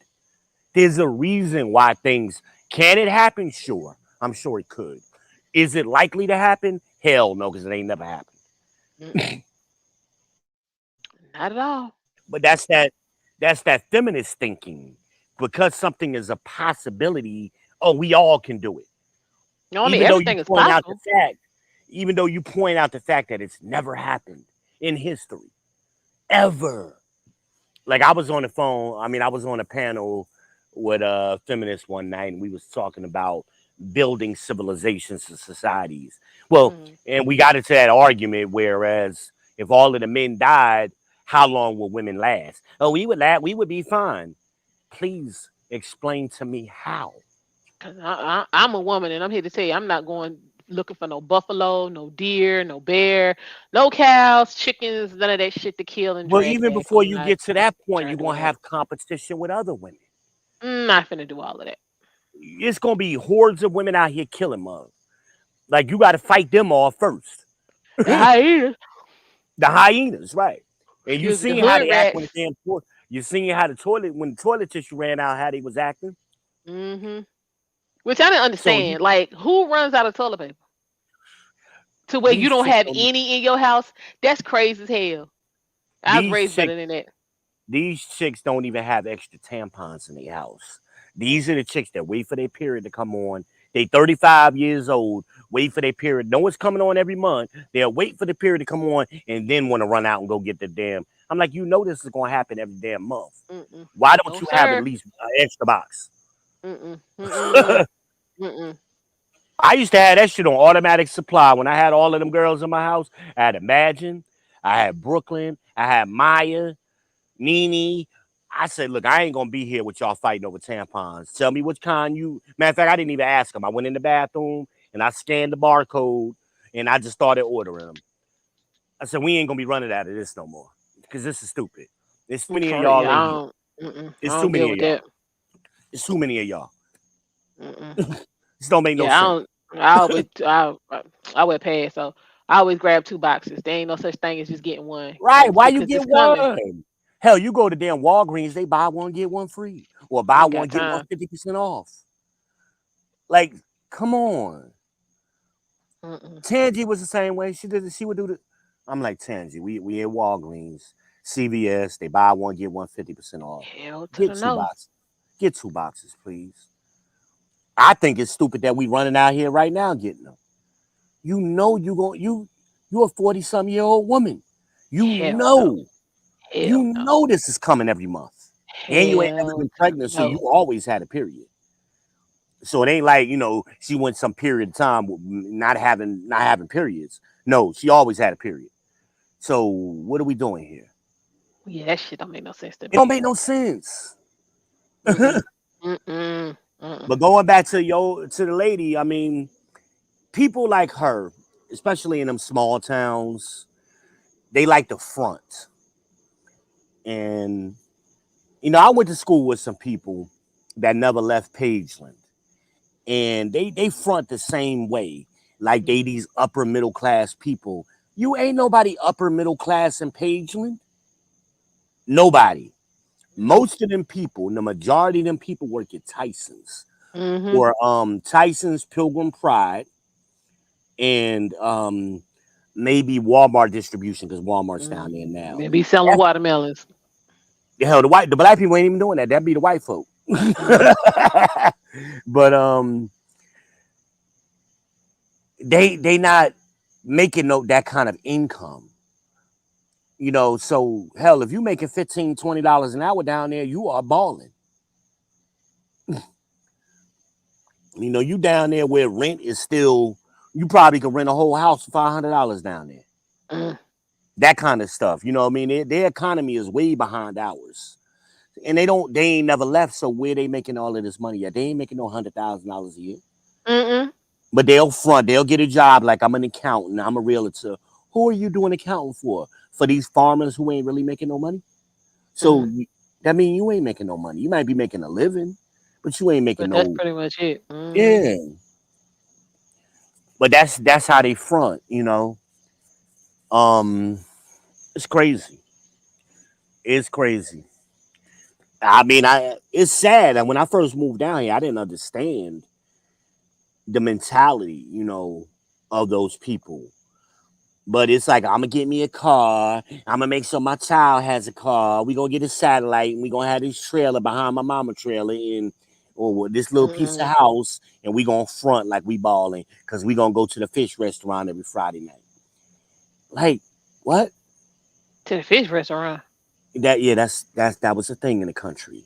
They would come up here to Charlotte. What's that one? Mayflower over there, Mm. by Empire, right, I right. don't even have no Mayflower no more in Charlotte. Yep, but I know what You you're know what talking I'm talking about? Yeah. about. Yeah, that's where they all would drive up here to that every Friday night, so they could go back and tell somebody there wasn't no selfies back then. So if there was, they would have been taking a bunch of selfies. But yeah, what you did last night? Ooh, I went to the fish restaurant in Charlotte. First of all, it ain't even in Charlotte; it's in Matthews. But Basically. I'm like, what? What? Like I could count on my hand how many people from Charlotte used to talk about that restaurant. Most people talk about Mr. C's. At one Mm-hmm. point, they was talking about Floyd's. They was I tell talking you, at about one point, chicken Mayflower was food. everywhere. You couldn't go nowhere without running up on the Mayflower. I mean, Mayflower was on point, but I mean, at here we went from I used having to start going to 20 fish to Matthews. now none. The closest one in Concord. When do I go into Matthews? Hell, we would go to damn uh what was it? Damn it, what was that place we went to on our way to the beach that time for breakfast? You talking about Shoney's? Yeah, Shoney's used to have the fish buffet Yeah, on Friday they did. on Fridays. Mm-hmm. Yep. Mm-hmm. They would do fish and breakfast Mm-hmm. back in the day. Shoney's was killing it. Yeah, Shoney's need to come back. I'm not understanding why Yeah, I they. was so happy we went to the beach and you stopped there. I was like, yes. Yeah, Shoney's is my spot for real. I But wonder if that Shoney's still there. Hold up, I'm about to look that up. yeah, Shoney's. yeah, it should be. They was doing look like they was doing pretty good. Yeah, hold up, we gonna find out. Hold up. These locations, honey. Yeah, But Shoney's. Y'all need to come on back, cut the nonsense, because this is what this is, nonsense. and You know, it was one Ryan's right back there on in the Sugar day, Creek. Ryan's was the shit too back in the day. Ed Ryan, Quincy's. You remember Quincy's? Quincy's, yeah. Now is that Quincy's in Monroe ever open back up? I don't think so. Because it burned down or something, but Tennessee. Why y'all talking about Tennessee? Hold up. But yeah, that's what they reminded me of. That woman reminded me of those type of women from down there in Pageland, and they just she was craving attention too. So that's why she was always up in front of the camera, not wanting to sit her ass down. Which folks are always in front of. Stop with the cameras. Need to go back to the audio recordings and see if No, we need to somebody go got. back to no comment. Lord. Well, just respect Yo, our family and our time, patience, and and we'll refer all of the comments to our lawyer. Like what How happened Shoney's now? close at 8 o'clock? This is why y'all ain't got nothing going on. Hold up, I Who? see 2 o'clock. 8 o'clock. Shoney's closing. What is that about? Well, Columbia closed down early. That's always been the case in Columbia. Shit, I remember that's why I hated living down there. At 9 o'clock, Damn. the only place you could go was a bar or Applebee's. Hell is Waynesville. We might have to go there. Um, Waynesville. I've been to Waynesville one time. It's like 127 miles from here. Yeah, so what's around it? Oh, here's one of Murder Beach. Hold on. We done got outside track from what we supposed to be I talking know, about. right? People listening to us like, what are these niggas talking about? Hold Now up. they talk about food. We doing food reviews. We Yup. doing restaurant reviews. Don't get Okay, us it's on the start other talking side. It's about on the other food. side of Asheville. Huh? It's on the other side of Asheville. Up there about 40, right? Yep, Like right in off of 40. between Hickory and Asheville. Yeah, That's why I think. Asheville. That's It's why I think. Asheville and yeah, it's on the other side. All right, That's I'll be why I over there seen it. now. Don't worry about it. That's I'm why I gonna seen slide. it. I'm gonna Now slide somebody told me they through. put this spot down here on BurgerFi. It's down here somewhere now. It was supposed to be in Indian Land, but it closed, so I don't know if it's back open yet. Oh, Cause I was okay. tearing BurgerFi up when I was in Florida. That's why I went there about Mm, 4 times. I went there about 5 days. yeah. Hold on, let But me see if yeah, it's back going back open. to that woman, I mean, like I said, I knew just listening to her talk, it was just what coach say, cluck, cluck, cluck, cluck, buck, buck, buck, buck. That's all I was hearing. Mm-hmm. Cause I was like, she needs to just be quiet. It was when Be the daddy was quiet. just sitting there. He wasn't saying nothing. I And was they like, don't have, this you don't know nothing, so why are you talking to us? You don't have no more information than we got. right. Same thing I said about Shanquella's father. Every time I turn around, this man was on a podcast crying and boohooing the same thing. Why they do this to me? And it ain't about you. Living with his mama, simp. He was living with him and his brother was living with their mama, and he damn near 80 years old his damn self. Man, I ain't got no time for all of that. That was Shanquella dad, but they tried to front like, oh, he had it together and he went down there and he had the money. He ain't even had to wait for the donation money. Bull crap. Yes, he did. And he didn't go down there. He waited for that donation money to come in, and then that's when they got that body back. That Man, man that's a ain't had hot no money. mess. Hot mess. Okay, yeah, it's not even showing Indian Land. I don't even think it's open. Could be. Hell, I remember Man, Indian Land wasn't even a city. I'm Golly, trying to tell you. But that shit. Walmart is fantastic. I think I Indian met a Land. dude that went to Y'all high can say what y'all school want down there. to. That Walmart is life. For real. I met a dude and I said, what school you went to? Indian Land. I said, they got a high school down there? Really? Mhm. Because it's right there Man. on 5 coming Mm-hmm. out of Lancaster. I You used know, to go that that was way. where the what was it? That was the only Midtown Sundries that was left was out there too. Wait a minute, that one on WG Harris ain't there no more? Mm-mm.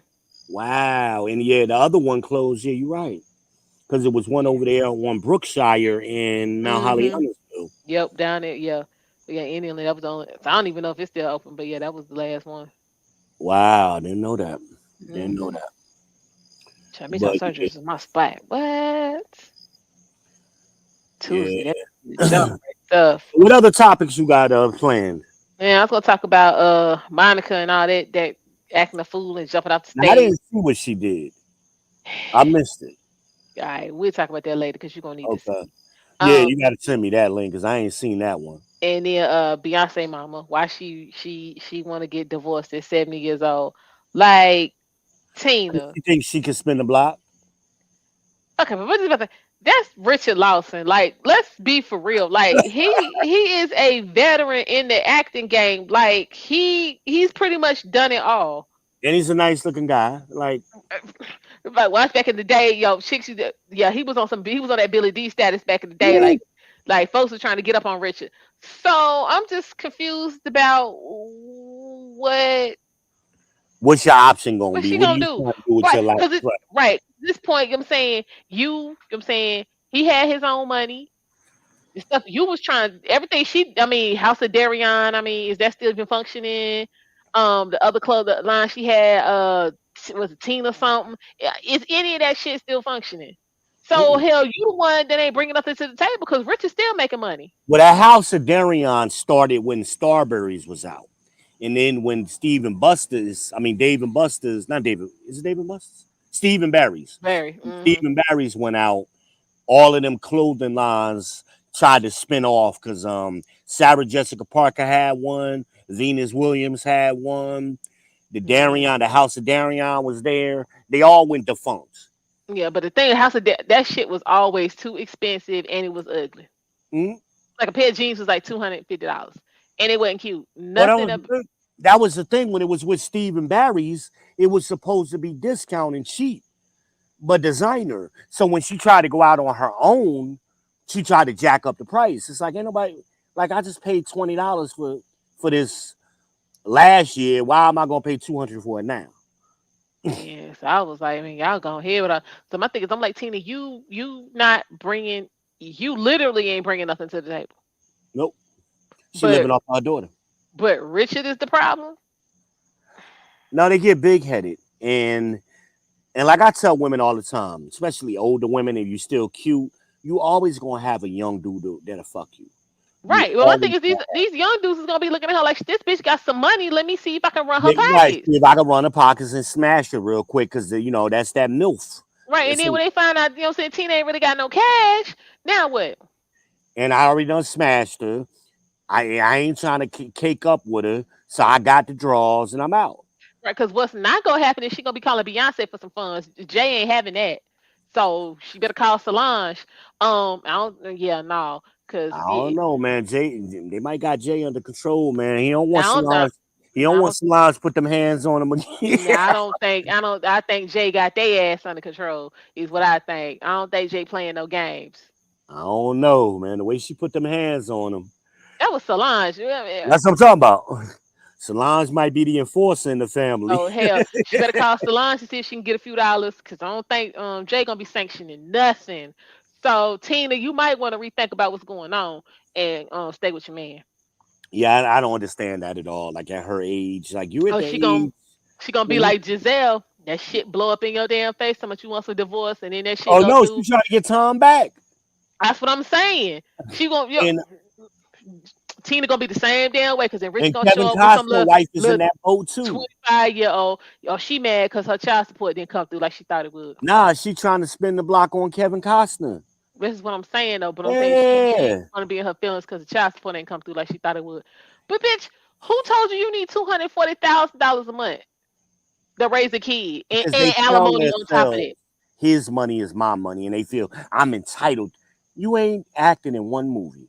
You ain't told her to go sit her ass down, and he was gonna be reviewing the terms of that damn prenup. And she ain't there looking sideways. Hell, at least Shoni used her money and invested and made her own business for real. Exactly. But these chicks wasn't even saving the money. They had access to money. They just weren't spending it. Not, I mean, like, what was you doing all of these years? Because we know you wasn't taking care of no kids. Not at all. You had nannies and chefs and And see, chauffeurs. this is women. Listen to me. Listen to what I'm finna say. Hold on, VBN.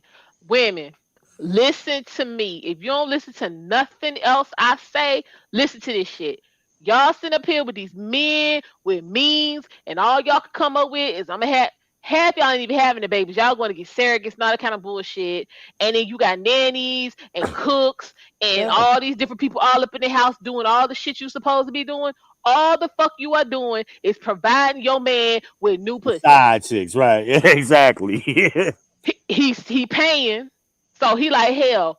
I'm paying them to do what you supposed to be doing. You ain't giving me none. So hell, let me see what they talking about. And I cause they guess. want to keep their checks flowing in and usher your ass out, they like, let's get it. I So guess. women, keep these bitches out your house. Keep them out your house and do what the fuck you supposed to do as a wife. I don't You ain't. understand all this getting married and then we can't fuck. Ain't that what you're supposed to be getting married for? Because I'm But just see, speaking for me. That's what I'm trying to get married it's for. all Like, about. look, It's all about leverage.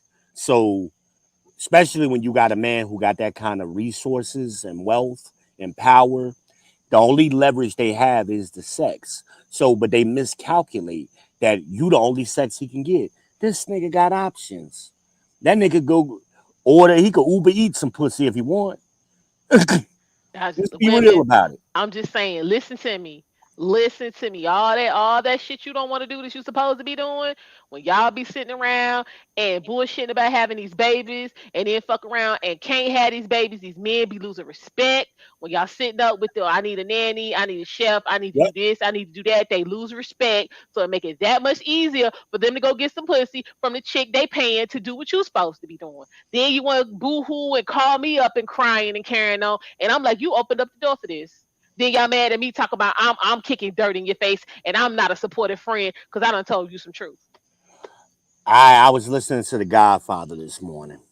Shout out Mm, to Kevin I Samuel. miss Kevin.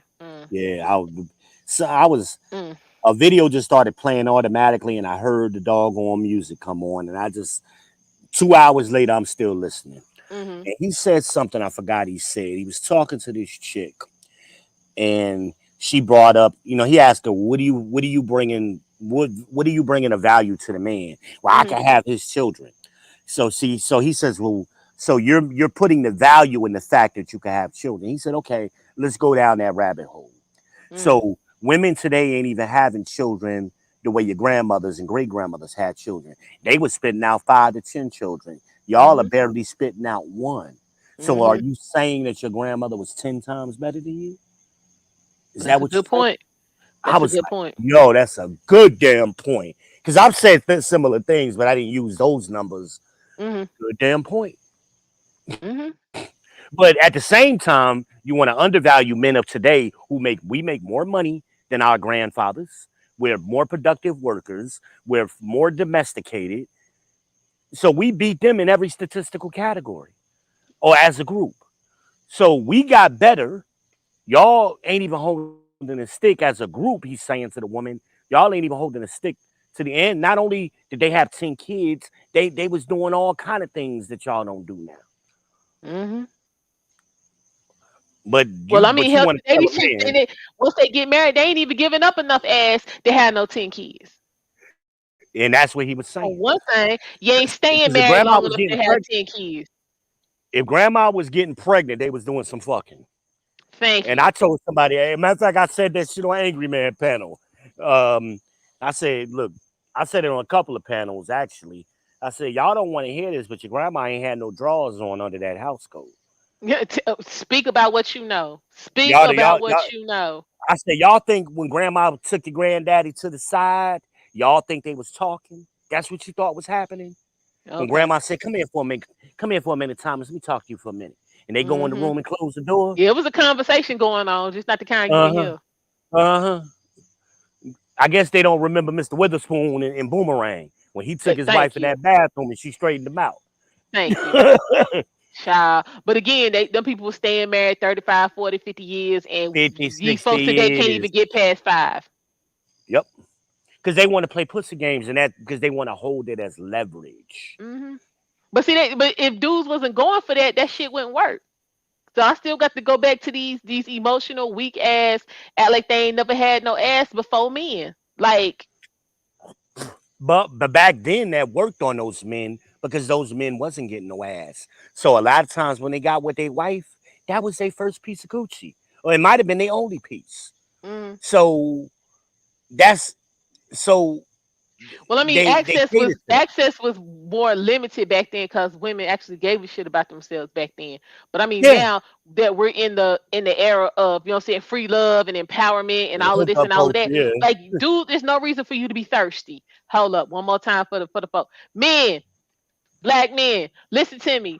It ain't no reason for y'all to be out here thirsty for some ass. It's just not. And I'm getting all this off my chest this evening for all y'all that's watching, especially y'all on the Lady Leo Network. Look, men, there's no reason for y'all to be out here putting up with bullshit and disrespect in the name of trying to get some ass. Because half y'all still ain't even getting the ass, but you're getting disrespected. And that Cut goes that to that bullshit post I made show on Facebook this and morning. get yourself together. If you need some help, hit me up. I made a post on Facebook this morning and it went over a lot Cut of this people's shit out. heads. I said your performance will either raise or lower your sexual marketplace value. I saw that. And here's what I mean by that. And these dudes, I was on a panel and these dudes, I don't date nobody to eat and this and that. I said, well, y'all can have them You eights. ain't dating no damn body. You the same one, like old boy that was on damn TikTok crying about, I'm just trying to be a good dude and get y'all what y'all want and all of this and all of that. If y'all, you know what I'm saying, knew how to damn stand up and have a damn conversation and go out and be social and quit, you know what I'm saying, messing with these video games and TikTok and Instagram and all of that, that is not how you approach somebody. Y'all wouldn't have these problems. Well, let me break it down now. Mm-hmm.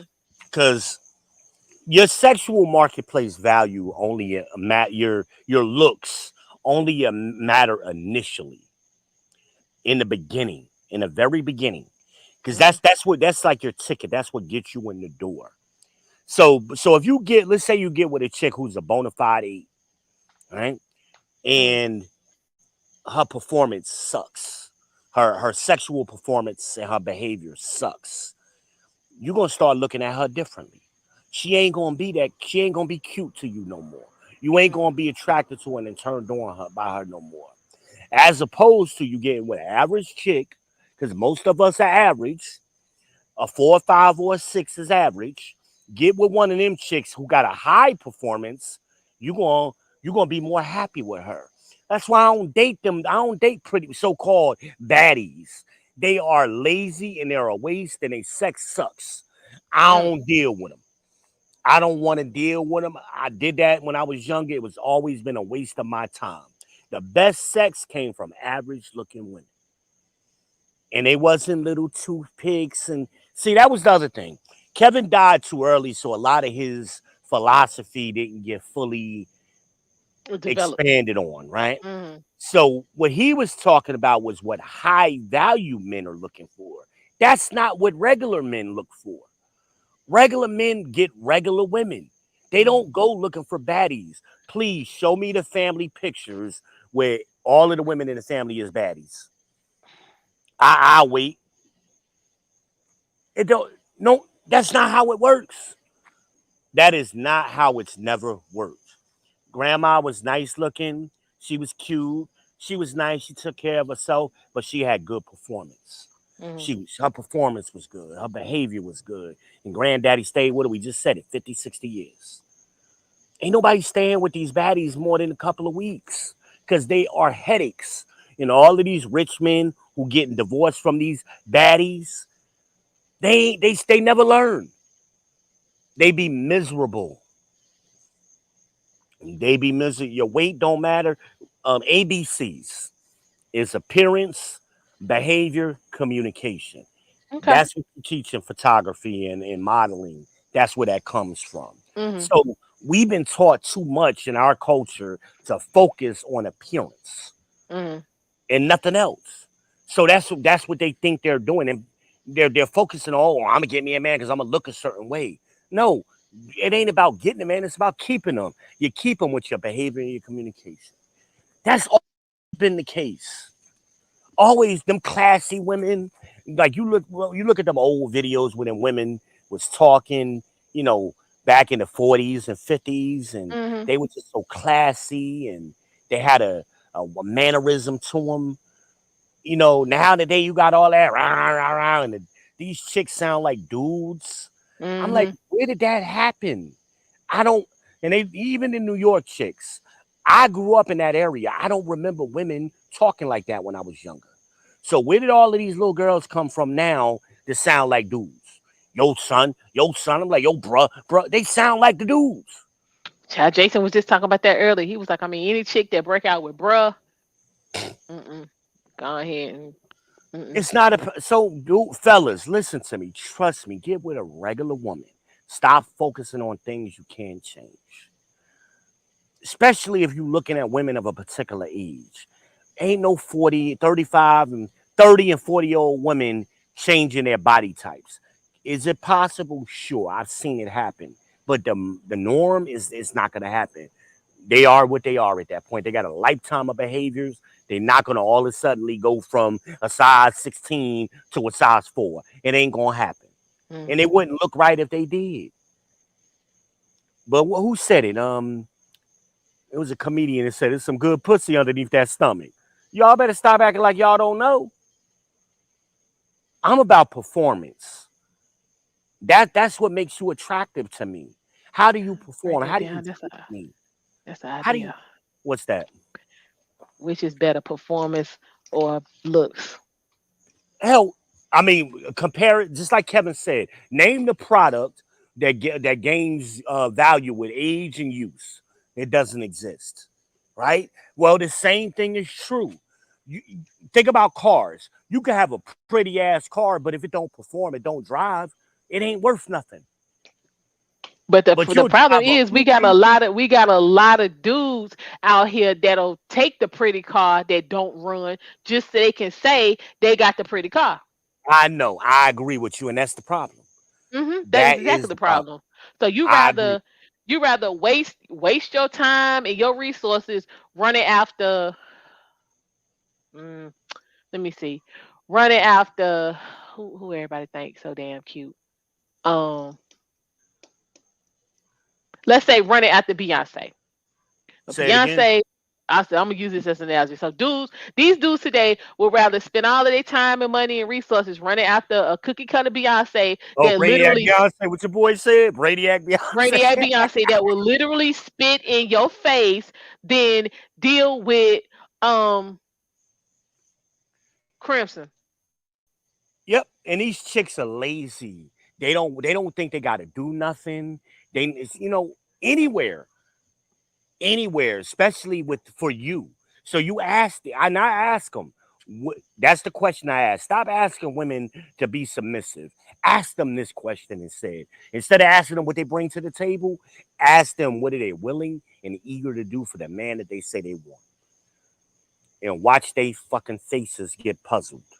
Which I don't understand. Some chick going, what you mean by cooperation? What you mean? What I mean? Cooperation is a fifth grade word. Why Mm. is that hard What for you to understand? what be killing me be all that um if you do this I'll submit bullshit. Yeah, You yeah, can't yeah, yeah. turn that on or off like a light switch. That shit is either in you or it ain't. There ain't no Well, anytime anybody, MP woo woo bullshit. It's either in you or it ain't. anytime somebody gives you ultimatums and things like that, you need to walk away. Kevin said that. Don't accept ultimatums. Walk away. You know these damn dudes. You know what I'm saying? For all that listening to Kevin they was doing, they sure They missed a missed a lot. lot of shit. They missed a lot. And I say that to them all the time because I be on panels with them and they'll try to quote Kevin. And then 2 minutes later, they contradicting themselves. I said, do you even listen to Kevin? Because one thing Kevin was big on for men is y'all being able to show your work. And none of y'all got no resumes. None of you. None Mm-mm. of you. My resume's still on LinkedIn. So you definitely can go look at mine. Y'all ain't got no resumes. You ain't did nothing. But so where your work at that you showing? But I'm a high value man and I'm making all this money. First of all, you're lying. Every nigga I ever met has lied about their income. I've Mm-hmm. never met a person who's ever said, hey, I make $50,000 a year and really did. Very rare situation. And I did taxes for 20 years. All these people supposed to be making all of these high value money, and I do their taxes. Man, you made 36,000. You ain't even maxing out your earned income credit. Oh, we gonna have to review this. That's 36,000 with overtime. I'm like, stop lying, Ouch. stop lying. The Yeah, average I'm black supposed to quit lying about the income. And another thing, black people with this income bullshit. Y'all, first of all, y'all not making $100,000. And Nope. if you were making $100,000, it is a far cry. Is a big difference between bringing $100,000 in your house and bringing in what's left after you make $100,000 in your house. So That is let's not talk the about same that. thing. It's not the same thing, y'all. I showed you that that article that I think Forbes did, or New York, one of them big magazines did it, and they compared the top 20 cities, and what is $100,000 really worth once you adjust for cost of inflation and taxes. So $100,000 in New York is only worth $36,000 everywhere else after taxes. That's crazy as hell. Because the rent, the insurance, everything is so inflated in New York. So all of that, Right. I make $100,000 a year. Hell, that shit wasn't shit 20 years ago when y'all first started saying it. Because New York is different. New York is not the real world. That's like Candyland or something. It's different. And hell, it's even worse in So California. LA was the same way. So, but you come down south, $100,000 in Charlotte and Atlanta was like 80,000. In Texas, no, Texas it was like 86. Texas was the highest because of their tax rate. Right. Atlanta and Charlotte was like 77,000. And this is what I've been trying to tell a lot of my family from up north. I said, y'all don't understand how money works. So you think you making all this big money, which is why you staying up there, but you would have had a better quality of life if you came down here. So yeah, your salary number would have changed, but your bottom line would have went up. Your money would have gone further.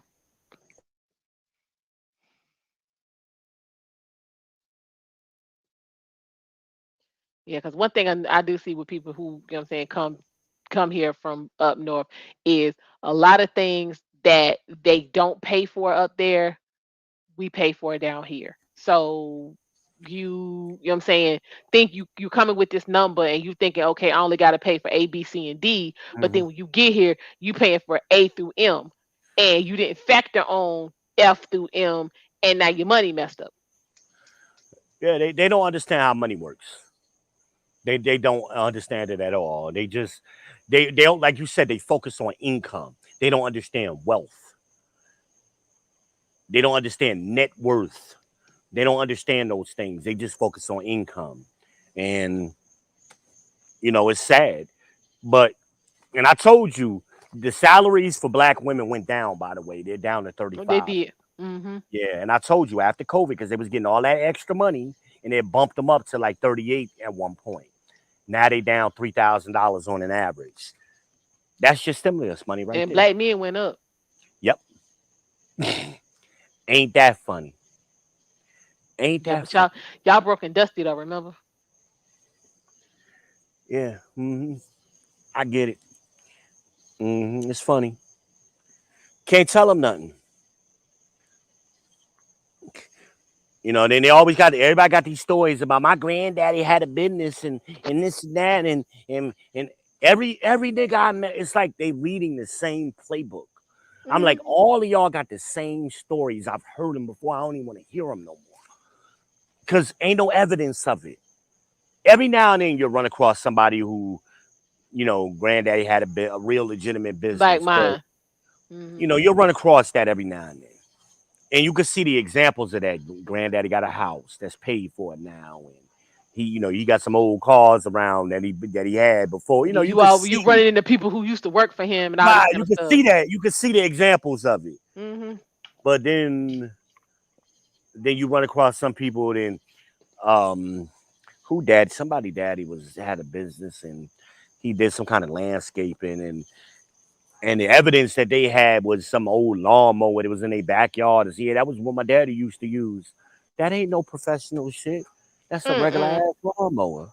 Like, what are you talking about? If your granddaddy really had a landscaping business like you claim he did, He would have had a riding lawnmower, the stand-up kind, and a couple He'd of have several of trailers. them. Some Yeah, weed whackers, some leaf blowers, like them old yeah, school joints that sat on your back like yeah. a backpack If you went on and the boot used pack, yeah, gas yeah. and had the bag on it. You know what I'm saying? Where it sucked up the leaves. Like y'all, come on. Yeah, Right, your that's what granddaddy we ain't even doing. got a rake. Y'all ain't even got a fucking broom and a rake at your house. And you telling me your granddaddy was a landscaper? Stop it. Yeah, I ain't Stop got the work nonsense. with me and stop the Stop. nonsense. No evidence. You ain't got no pictures. You ain't got no old paperwork. Nothing. But everybody, they like to say things, but when you ask for proof, they ain't got none. They ain't never got no proof. I got into this conversation with my grandmother one time on my father's side, and I said, she telling me we got into argument about 40 acres in a mule. Now we got ours, grandma. Nobody got their 40 acres in a mule. Even a couple Mm-mm. of people who got issued it in the beginning, they came back and quickly took it away. So okay, you're swearing. I know what my family got. Where them 40 acres now? Where is it? Yeah. Where? I ain't heard of it. Where's it? Oh, it's down there in Culpeper, Virginia. Where? I could just name a random city too. Where? I know I got 16. We got 16 acres down there in fucking Ruby, cause I lived on that land. Where your 40 acres at? And where the mule at? He ain't had no. Child, quit playing. Hell, if they had got a Stop. mule, that motherfucker would have been old and sick. Child, he'd have been on his last half a leg. I He mean, would have been it able to just plow be. It's nothing. the same bullshit stories, Negro spiritual stories and fables and shit that all of them tell. It's the same goofy shit. But the reason why they be looking, these women say, I'm looking for a man like my grandfather or my father, because they know mama and grandma was running over grandpa and daddy. That's what you want. You want a simp. Like your daddy was. Your bitch ass daddy was a simp. I don't have no time for that. I just, That's what it was. Like, let's be real about it. Because I see the men you date. That's how I could tell your daddy was a simp. He'd sit there and let you do whatever you want. That's how we know Carly Russell's stepdaddy or daddy is a simp. The girl, even at 25, what is her direction? She's still in college, 4 years after she was supposed to graduate. right. Come on, and she, she's still running around here like a little girl. Where is your male influence on your daughter? Right, because Where what is is that it? at? She 25 and we treating her like she 15. Right. I mean, she ain't no beauty queen, but she's not an ugly girl. She's an No, average looking girl. She you know before now. I mean, she could have found her a nice guy. A nice little I working think she did. class I dude. think dude was a nice guy, and she, you know what I'm saying, wanted to be on her hyena and messed it all up like he didn't have no options. Well, that's what they do. They get somebody because her family, her mama gassed her head up, and she thought she was super fine, and she was a baddie riding around in her little red BMW, red Mercedes or whatever. She thought she was fly. That's the problem, and that comes from daddy. I blame daddy for that. Because my daughter, tell me, oh, I'm a dime. No, imagine you're not a dime. I said, on your best day, you're a 6. Oh, daddy, you just hating on me. No, I'm not. Now, me and her go back and forth with that all the time. But at some point, she's heard somebody say it. And she heard her father say it. You ain't a dime. Your mama wasn't a dime. Ain't none of the women in your family a dime. None of them. Let's be real about it. Like, I said, imagine, why would I hate on you? I'm your daddy. I love you. I want the best for you. But you're not a dime. If you take all that shit off your face and out your hair, you would be a pretty 6. You would be an adjustable 6. Because she got the shape, she's petite, she Mm, has the look, she's dark skinned with the little Asian eyes, she has the mm. symmetry. She could do it, but I'm like, baby, you making yourself look ugly. You in case nobody else is gonna. Well, I always get compliments. I say, yeah, baby, you always gonna find simps out here who's gonna compliment you. I said, but imagine, ain't nobody trying to marry you. That's what I'm looking for. Who gonna marry you? What man of quality has ever come around you? And I've been around. You've been around me all your life. I've seen all the dudes that come around you. You don't make good decisions because that's another conversation. But I'm like, I'm trying to help you, but see, a lot of dads don't tell their daughters the truth. They lie. Oh yeah, baby, you the prettiest thing ever, and yeah, baby, you a dog. I'm not gonna tell my daughter that when it ain't true. It ain't true. Well, I ain't ugly. Nobody. See, they always think one or the other. Is either Yeah, I'm a nobody dog said or that. I'm ugly. No, but there's a lot in between that. Nobody said you Hmm was ugly. I'm It's a just lot of saying numbers between 1 and 10. exactly. You're a slightly above average looking girl because you got your dark skin with pretty hair and you got nice features. Yes, that makes you above average. But now you got that red in your eyes, you got all them piercings over your face. That takes away from you. But you ain't got people telling you the truth, but your dad. Eventually, and I don't want you to be 35 and starting to listen to me. I want you to listen to me now when you're 22. I want some grandchildren one day, I want you Yeah, to be with to me before it's too late. Yeah. everybody don't get lucky. I mean, my cousin Jasmine got lucky. Right before she got a little age on her, she met a very quality dude. He was ex-military. He went to West Mm-hmm. Point, had a nice career in the military, nice, got a little money, come from money, solid Mm-hmm. dude, man. I love that dude. Every time I meet him, I'm like, man, this dude is great. This Mm. dude is great. Every time I meet him, every time I see him, I say that to myself, man, this guy's great. Good with kids, just a nice guy. He would come off as a nerd, Oh, to he some of these corny. chicks. He He corny would to these come off chicks. that way. Yeah, but live on more head in a condo. And he had enough money to put her father in the condo Mm. on Moorhead. He got some money. They used to own a kickboxing studio. I don't know if they still do over there Mm. on Mount Holly Hunters Grill by the Sonic down there where Okay, Freedom I know what it connects. is. They Mm-hmm. had a kickboxing studio down there. I mean, this guy got some things going on. Nice guy. Like I'm like, shit, I wish my sisters could get with a guy like a quality guy like this. No, y'all want to get with these goofy dudes. Want to be thug dudes, working, can't keep a job at Amazon dudes. Mm. That's what they want to do. Mm-hmm. That's what they want to do. I'm like, you know, but we got to start being honest about our options. But that starts with dad. Dad is supposed to be the first man you love as a woman. Mm-hmm. And you're supposed to learn that appreciation from your mother. And then it spills onto you and you get appreciation for your dad. And usually daughters want to marry a dude like their dad Mm-hmm. because they love their dad. That used to be how it worked. But nowadays it's something totally different. Yeah. I don't know what this phenomenon is that um the love you get from your parents is the same kind of love you're gonna get from your spouse. That is not the same thing. So I don't see how black people today equate that all as the same thing. Like you, Well, what it's they not what the they were same thing, and doing, you substitute one for the other. women were competing against their daughters, and they were using the dad to like create a competition between their daughters, and that's where everything started going wrong.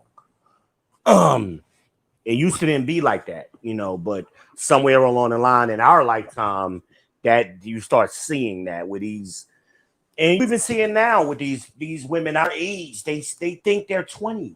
They just trying to Hmm compete with their daughters. Like we're 40. Like when our grandparents was this age, they was doing grandparent shit. They Yep. wa- they wasn't doing old. They wasn't doing going to the club. Grandma wasn't trying to get a weave done and go get the nails done every week. Grandma wasn't doing that shit. Mm-mm. Not at all. You know what I mean? Grandma was home taking care of the house or going to work, taking care of the house, working in cooperation with her husband. But Hmm then, like I said, somewhere along the line with these boomers, they started instilling that philosophy you don't need no man, even though their success came from having a man themselves. All of them baby boomers who told their daughters they don't need a man had a man. Like, what are you talking about? hmm I just don't understand how you can conflate running your household, you know what I'm saying? You know what I'm saying? Running your household, basically, you know what I'm saying, being the focal point of what's going on in your house, the money coming in, where it goes, what's happening over here, who going over there, and how can you equate that to slavery? Because I just don't understand. If all your Okay. husband was doing was going to work and bringing the money in, and you was taking care of everything else, you had access to the money. So where's this slavery? Well, Kevin said it. That's the color purpling of America, and they believe things that didn't ever happen. I mean, just like you pointed out, that was what really happened. Daddy was working at the plant or somewhere. He really wasn't that educated, couldn't count that good. Mama usually was the one that had a little education. So she was the one that was managing the bills of the business. Daddy was the workhorse. And mama was controlling everything. For the most part. Mm-hmm. There was always exceptions, but for the most part, that's most people's grandparents and great parents' stories. Right. And now it's like, again, everybody wants to adopt this color purple, and grandma was a slave, and grandma was running shit. My grandma was far from a damn slave. And they all was running shit. Why you think we call it Big Mama's house? Even when granddaddy was alive, you still called it grandma's house. Mm-hmm. Because grandma was running shit. That's why we lived in a matriarchy. Mm-hmm. Because we've always been in a gynocracy and a matriarchy. Because the women were controlling shit. Even when there was a masculine man present, it was just certain things he couldn't do. And the woman could do it. So what are we talking about? Like, how do we get from real history to this make-believe? Women was getting their ass beat every other day. For real, because I'm still waiting on the seats. I'm still waiting for the proof of the ass whooping. All I know is the women in my family, them old ladies was crazy. You ain't putting my grandfather would never hit my grandmother. He wasn't crazy. Because my thing when I was growing up, it was white men that was beating on their women. Yeah, that's always been. When did we start that shit? Not never. Hey, you think black women are killing black men today?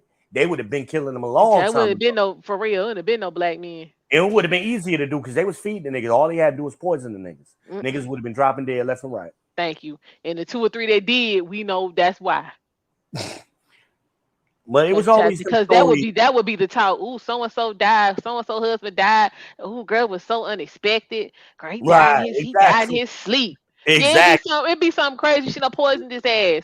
But no, it wasn't. He done killed over on the toilet. It's like right. We don't know what happened to him. Yeah, it wasn't. Folks getting the bricks beat off of it.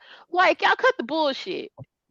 And then even if we go pistols and knives like it was nothing. For real. And then like if we even because we're gonna have to that's another one we need to do. We need to talk about the color purple. Especially since it's about to come back out. They're getting ready to redo it. I don't know why they think yeah, it's a bad idea. I do know why. Because it's wearing off. Yeah, the effect is starting to get pushed back and it's wearing off. So but my thing is if you're gonna use the color purple as your rationale, you might want to actually go watch the color purple because y'all sit up here talking about as soon as you love a man, you know what I'm saying, he beat on you, mistreat you and all that kind of bullshit. Celie wasn't one more time. Celie wasn't loving Mr. She didn't want him. Mr. took his raggedy ass over to her stepdaddy house. He wanted her sister Nettie. And he told him, Nettie, you can't have not now, not never, flat out, hell to the no. He said, but I tell you what, you can take Celie. Celie wasn't loving Mr. wasn't loving Celie. So this whole, soon as you're saying that you love a man and y'all get married, he gonna start mistreating you. You want to base it off the color purple? That's bullshit. Mr. was loving Suge. He wasn't loving Celie. Celie wasn't loving his ass. So if we go from the very beginning, y'all whole correlation to, you know what I'm saying, the color purple was real shit is trash. But we're gonna get into that next week. Yeah, I'm gonna put that there because I might have to actually go watch The Color Purple. But seeing how I read the book, that was our senior drama production was the damn Color Purple. I was in that bitch.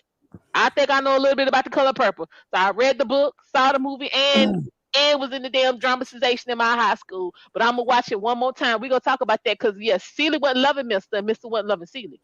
Right. So this whole, you know what I'm saying, soon as you love them, they treat you like shit is bullshit. Because that's not what Right. happened in The Color Purple. Not at all. And what did they even remember? I told you they always try to bring that narrative of the businesswoman in. They even did that in Color Purple. What At the business end, woman?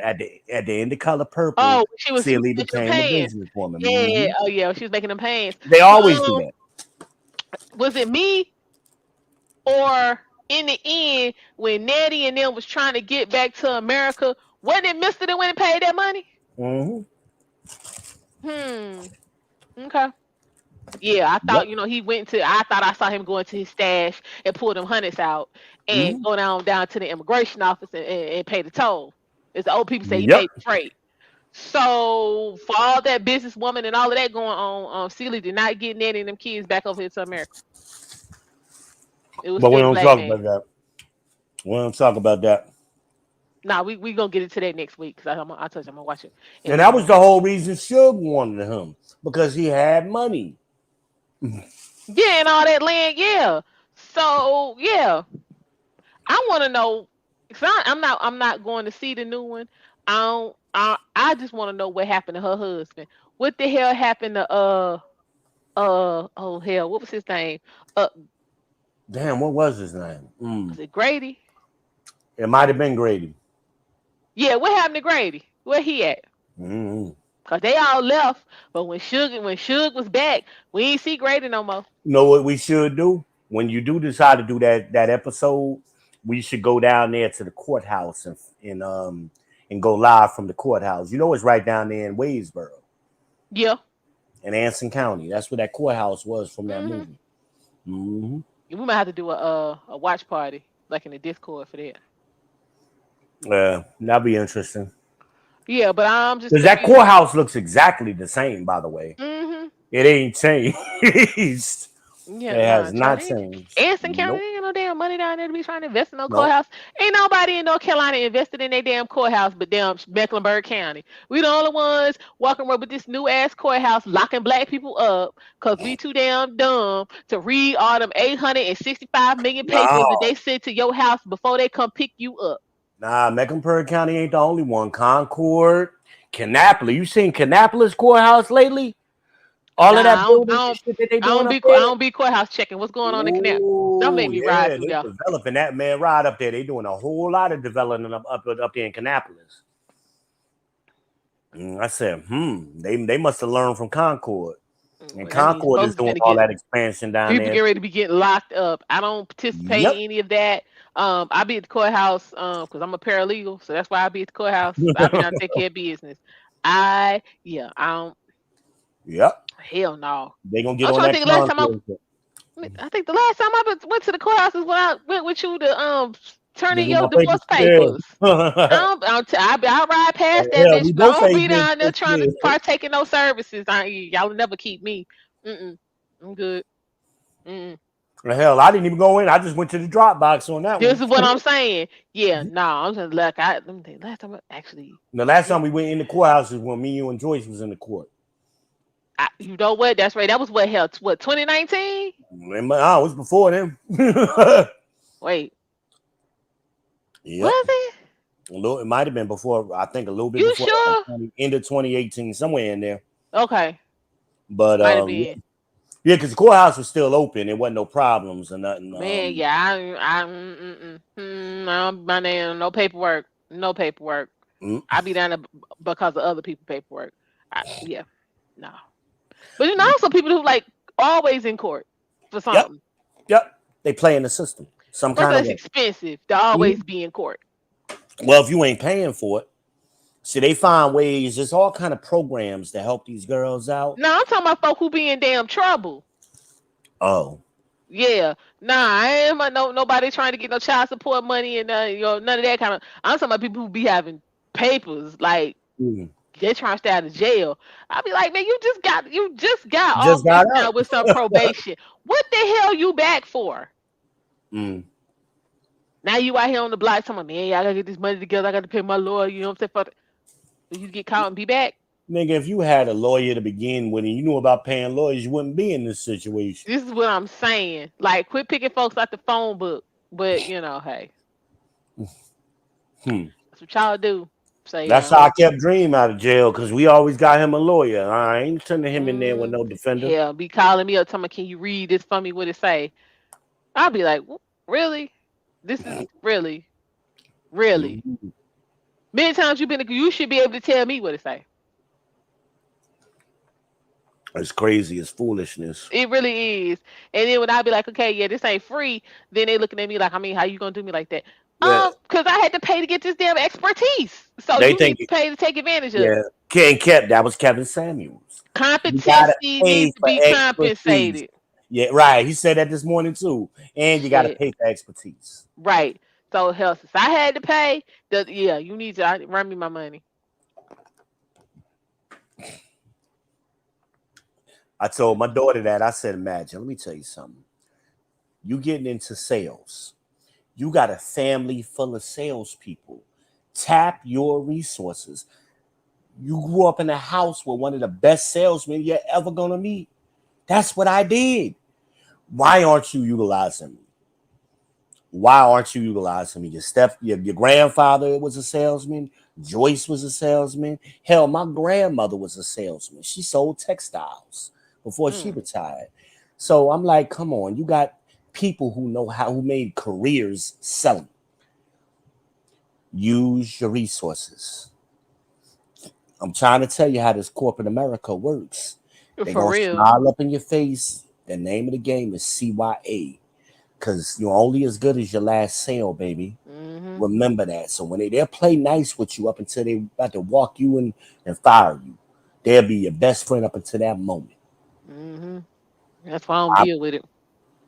It's like Goodfellas when they walked Nicky into the house. He's supposed to be a made man and they blew his head off. Right. Yeah. That's what it's like. That was my movie though. I love me some good fellas. Mhm. I ain't gonna stay here and lie. I hate Ray Gone. Yeah, that was my man Ray R.I.P. Liotta. to Ray Liotta. Shout out to Ray, the pretty blue eyes. That thing hurt my heart. I wasn't ready.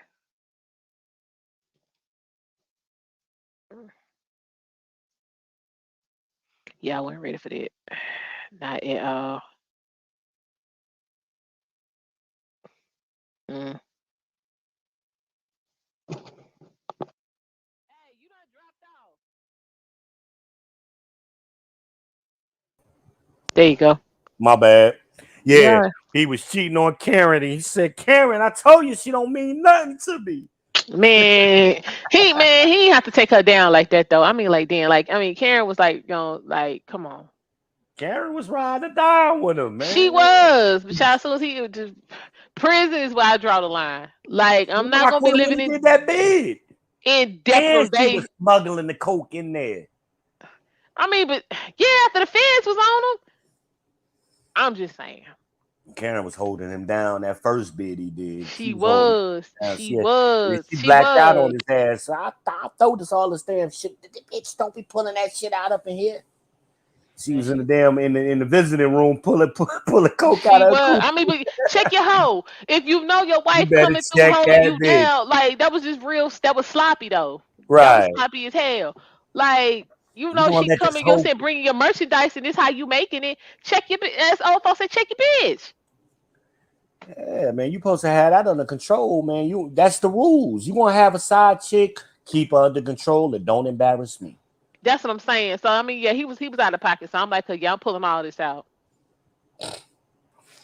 She had that shit strapped around her thigh, had I'm something just in saying, the man, she was ready. She yeah, was showing enough she was ready. official with it. Showing enough ready. She was damn sure official. Shout out to Karen. For You know real, we for some real. old heads, them young, You know, be whoever's like, what listening, they y'all don't know what the talking hell we about? talking Y'all know about. nothing They about don't this. know what we You talking don't know about. nothing about this. Nothing. Go They ahead and don't pull know it up. what we talking about. Pull it up. We might have to do a review on Well, Goodfellas. Goodfellas. And The Godfather. Oh, Y'all it's a know. lot of mob movies, man. Hell, I'm a I don't mob watch The movie. Godfather so much. Hell, I done learned the tag and watching that child. Well, I stays what. Oh, you know what? I need to pull out part 3 because that's Now, my favorite character that Pacino played was when he played Lucky Lefty. That was my shit right oh. there. You know what's another good one that folks don't really know too much about? Carlito's Way. Like that was Carlito's Way was the Carlito shit too. Brigatti. Like when it come up, like my favorite part is when he in court, when he get ready to get out, and he say something about no purveyor of narcotics. He was like, nah, I ain't never been convicted on no dope. Like, y'all to get your facts straight. He was like, get your facts straight. Like, I done done some shit, but I ain't never been convicted about no dope. I was like, this dude, like, if you don't shut up, you get ready to get out and you gonna argue with the man. Carlito was like, I don't care nothing about that. But yeah, that was a good one that a lot of folks don't know about. Like, they know about that bullshit part 2 with that Puff nigga, and that was trash. Like, Al Pacino was like, I ain't even recognizing none of that. I was like, me neither. I ain't watching that. But yeah, young people, watch Carlito's Way. Y'all need that in your life. Yeah, watch anything Al Pacino, man. I mean, yes, shit. he made other movies besides Scarface, y'all. Sin of a Woman. Please understand. Sin of a Y'all Woman. not even watching the 25 year anniversary edition, you know what I'm saying, with the extra. It's like an extra like 30 something minutes. Like, y'all, what hell, even Godfather, they on that, man. Come on, Godfather. Yeah, Godfather. I'm just saying, it was part 3 because by that time Connie was pissed off. She was killing everybody. Everybody was coming through there. They was looking at her sideways. They was dead. I was like, this right. I'm loving this. Yeah. Well, he had broke after he killed her husband. I mean, he needed to go though. I mean, I get it, but like you can't beat me pregnant. We just not gonna do that. Well, he died because he set Sonny up. Because Sonny beat his ass. Because he beat her. Yeah. But see, that's why Sonny couldn't be in charge, because he was too emotional. He was high head. He didn't want to think about nothing. Like, you gotta be, you know what I'm saying, cool with it. Like Mike, you know what I'm saying? Like, he didn't want to have to get rid of Fredo, but Fredo didn't give him no choice. Hey, he told Fredo, don't ever take sides against the family. I mean, that thing hurt Mike though. Like, but he had because Fredo was up in there messing around with Mo Green and all of them, and they was trying to take Mike out. And yeah, that Fredo. But Fredo knew he was gonna get it though. I try to tell people, tell my siblings that same damn thing, man. Don't go like y'all get y'all life in order and quit playing. But I was like, damn, he gonna have to take Fredo out. He said, I love you, man. You're my brother. But hey, don't go against the family. You can't do it. Can't do it. What you call it? What was the lawyer's name? Tom even told him, hey, no. Mike's in charge. Yeah, no. You ain't listening. Mike's in charge. The Godfather is semi-retired and Mike is running all family operations. You ain't gonna overrule Mike. I'm on his side. And Mike ain't playing. For real. Especially after Mike popped that car. Mike was gangsta after that. Yeah, right. But what was the other good part? And the movie wasn't really violent, but for me, some of the best scenes was violent, because when I tell you he knocked fire out of Kay, he was like, I'm gonna let you ask me about my business one time, and she just kept going and kept going and kept going, and then next thing you know, it was like pow right in the kisser. I was like, I mean, I really couldn't be upset because she had got on my nerves. Like, you knew what this was when you got there, so since you knew what this was, why are you trying to change? Like, help me understand, V.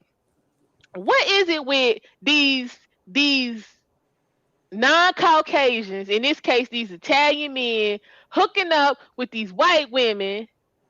They know they gangsters. They know they knocking folk off. They know they running numbers. They running drugs. They running women. It's whatever. What else? They providing protection. You know, you got all of this shit going on, and then you messing with this old needy ass white woman that's gonna get everybody messed up. Like, get you one of your people. Get you, you know what I'm saying?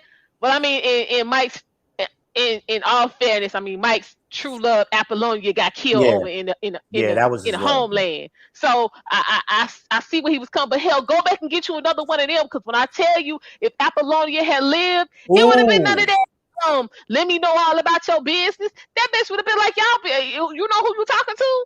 Apollonia like, she was real some ride or like, Mike, I'm gonna keep them up off of you. But then you over here with the white chick, and she, every time I turn around, she and I just want to know, well, what you need to know for? And this is wrong. Why you doing this? This is what we do.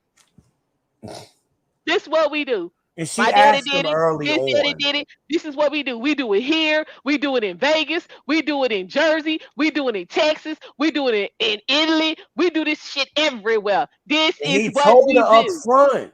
In the beginning, she was like, well, what does your family do? Well, my family, I'm not like my family, you know. My family is, you know, not always done the best things, blah, blah, blah, but I'm not like them. That was before he got involved in the family business. He told Right. her that But at this the is my wedding. thing right here. This is my thing. He'd come to me with that. I know what your family do, and I don't have no problem with it. Like, bitch, you don't see all these guns at this wedding? I be like, it's 400 motherfuckers here. Your daddy selling cheese ain't got 400 people at this damn wedding. I Yeah, ain't they were selling stupid. olive oil. Yeah, That was the olive front. oil ain't brought no 400 people, 400 And the American people damn over here. governors and No, shit. Governors is everybody coming was in and there. motherfucking movie Everybody. stars. Yeah, I'm like, y'all gotta be some. It gotta be some gangsters in here. I'm like, man, y'all provide protection. Like, I've been somewhere drumming up business. And you see Look, how dad was moving. Like, dad is sitting over there and can't nobody even talk to this dude unless they get an appointment. this is what I'm talking Like, about. you ain't paying, you that stupid. Now, she know And what you it was, supposed but to I be mean, a teacher. but this is my thing right here, though. If you gonna play, you know what I'm saying, you want to have that plausible deniability, then don't ask no damn Don't questions. ask no questions. Don't ask no questions. Don't come to no functions. Don't ask no questions. Don't do nothing. Do like did you ever see The Last Don? Yeah. Okay, so you remember the daughter that went crazy after he killed her husband, Rosemary? Mm-hmm. Notice how she wasn't going to nothing? Because every time she would go, she would want to tell it. So she just stopped going to the functions. You know what I'm saying? Try to fight the earth. Do that. That would have been me. Now, there Like, was a movie, an older movie called Mob Wives, right? I saw And that. it was focused only on the mobsters' wives, and you learned a lot about the psychology. And they didn't talk; they talked to each other. That's it. They didn't talk to people outside of their little clique. Right. Keep it moving. But remember, Good Karen was talking about that. Hold up. Wasn't Michelle Pfeiffer in that? Hold up. It might have been Michelle Pfeiffer. You're right. Hold up. I think it was her. With her pretty ass. The movie, not the TV show. Yeah, it was a movie. It was an older movie. So she would have been young too. Hold on. Okay, nope, that's the remake. 2019. No. I'm gonna find it, but yeah, I think it was her. But yeah, what was there? That was bad. That was like right around the her Scarface. Them her Scarface years. She was still young back then. Young and sexy. Yeah, she wasn't playing around. Yeah, but You know, you're look, a tiger. I know what's going on. I'm gonna keep my damn mouth shut, cause then I can live. Cause I be in the court, right hand, I don't know nothing. Somebody had said, but I wasn't able to verify none of that, Your Honor. Yeah, I don't know Mr. nothing about nothing. I'm Prosecutor, taking District care of the Attorney, whoever, kids. I don't know I'm nothing. taking care of the kids. I really don't know what my husband do. For real, I don't know nothing. Yeah, I don't know nothing. Yeah, was it Married to the Mob? Yeah. Married to the Mob. Maybe that's what it Yeah, was. that I was was thinking about. 1988. Showed up. Yeah, that was That's her. about right. Yep, That's that was about her. right. You know, I had to pull that up. Yep. Yeah, I knew I was close to the day. Bob Wise, Married to the Mob, yeah, something like that. Yeah, shit. Yeah, anybody got time? Yeah, that's all kind of fucking that movie. Yeah, showing up. Don't be Yeah, that's asking no 1988. questions, man. Yeah, I don't want to know nothing. I forget Alec Baldwin was in there. I told the girl that one time. All Out. these girls always try to tell you my baby daddy was crazy and he did this and I said, listen. Okay, let me women tell who really with crazy men don't tell you the man crazy. I'm you like, should already know he crazy. If your man was putting in work like that, everybody know he you crazy. Wouldn't know. You ain't got to tell him nothing. Wouldn't know, because he would keep you clean. Thank you. There's no way you would be walking around here with all of this information right now that could sink him. No friggin' way. I said, so stop with the bullshit stories. That punk ass nigga might have told you some shit. He was crazy. He ain't doing nothing. He got you believing he crazy, but the nigga ain't crazy. I'll be 47 soon. I ain't met one of these crazy niggas these girls talk about yet. I ain't met one of them yet. Nope. And I done met a lot of crazy niggas in my life, real crazy dudes. I grew up around them. Yeah, I ain't trying. Nobody got time. Yeah, I remember my Uncle Lonnie, man. Somebody owed him some money. I was a kid. I was about 6 years old and 7 years old, somewhere around there. And he snatched the nigga through the passenger window at the gas station out the car and beat his ass over $20 in Oof. broad daylight. $20. You know what $20 was back in the 80s? Oh, you got a point. Yeah, the Reagan era shit was lean back then. You right. Yeah, that's You about right. $100, $200 a day. Or you get Yeah, your ass beat over that. yeah, you right. And the dude had been running from him, and it just happened. He just happened to run up on the dude at the gas station. I was right across from Vailsburg Park. I remember that gas station, right there on South Orange Avenue, man. I remember that. I never forget that. Beat that nigga ass, man. That's Oh, crazy, Art man. introduced me to a dude, his homeboy. This dude and this guy, he beat murder charges 3 times. Oh yeah, don't play with him. 3 separate times. They charged him 3 times, and 3 times he beat it. Self-defense every time. Okay, he was nice with it. Oh yeah, yeah. And then I met this dude. We went up to Jersey. I guess it's about 15 years ago. We went up to Jersey when Art's mother had retired, and she had a party, and he wanted to slide by and see his friend. And he was just one of them old cats, man. Look, brother, me, these young boys, man, they don't know what it is out here. You know how you talk, I don't play no games with these little young niggas, man. I ain't into that gang shit. I pop these little niggas, man, and get away with it. I'm laughing. He like, nah, nigga, I ain't joking. I done got off for murder 3 times, man. I'm a pro at Oh, this. damn. Oh yeah, he is. Yeah, don't play with Excuse him. me? Like, I got serious. Like, what? What you just said? And then me and Art was riding back. I said, yo, your boy told me he got off for murder 3 times. Yeah, that nigga really did. I said, are you serious? The first time he ran up in his apartment and tried to rob him, he killed them niggas, man. He killed them niggas. Damn. And a couple of, I don't know what happened the other 2 times, but that one time he told me, yeah, they ran up in here. And he's like, man, don't ever tell a motherfucker where you live, man. Don't even tell these bitches where you live. You got a point. If you putting this work in, man, you got to put this work in, brother. Old hustlers, they got that old philosophy, man. I mean, that was real though. Like if you was gonna, you know what I'm saying, if you was gonna work. Cause see, I'm telling you, that's how dudes they be going down. These bitches trying to get some thirsty. Well, in Jersey, there was a hood movie that came out called Dirty Games, and that's what it's called. And the girls was basically, this is where I think what's the name? What's the Cardi B got it from? The movie it came out like the 90s, where the strippers would set dudes up. They meet them at the strip club, take them home like they're gonna give them some and drug them and tie them up, and then the dudes come in there and rob them. That was what the movie was about. That's what these girls did as a wreck. Like that was they hustle. They were stripped, but that was they hustle. Dirty Games. It's hard to find. It's a hood movie. I mean, you might be able to find it online now, but back then it was kind of like Shotters. It was one of the movies that, you only saw it in the hood. But yeah, Dirty Games, man. That shit was all about that, girls. Man, don't be telling motherfuckers who you Dudes wasn't so damn thirsty. They wouldn't be having these problems. Go back to what I said before. Y'all stop putting yourself in danger trying to get some.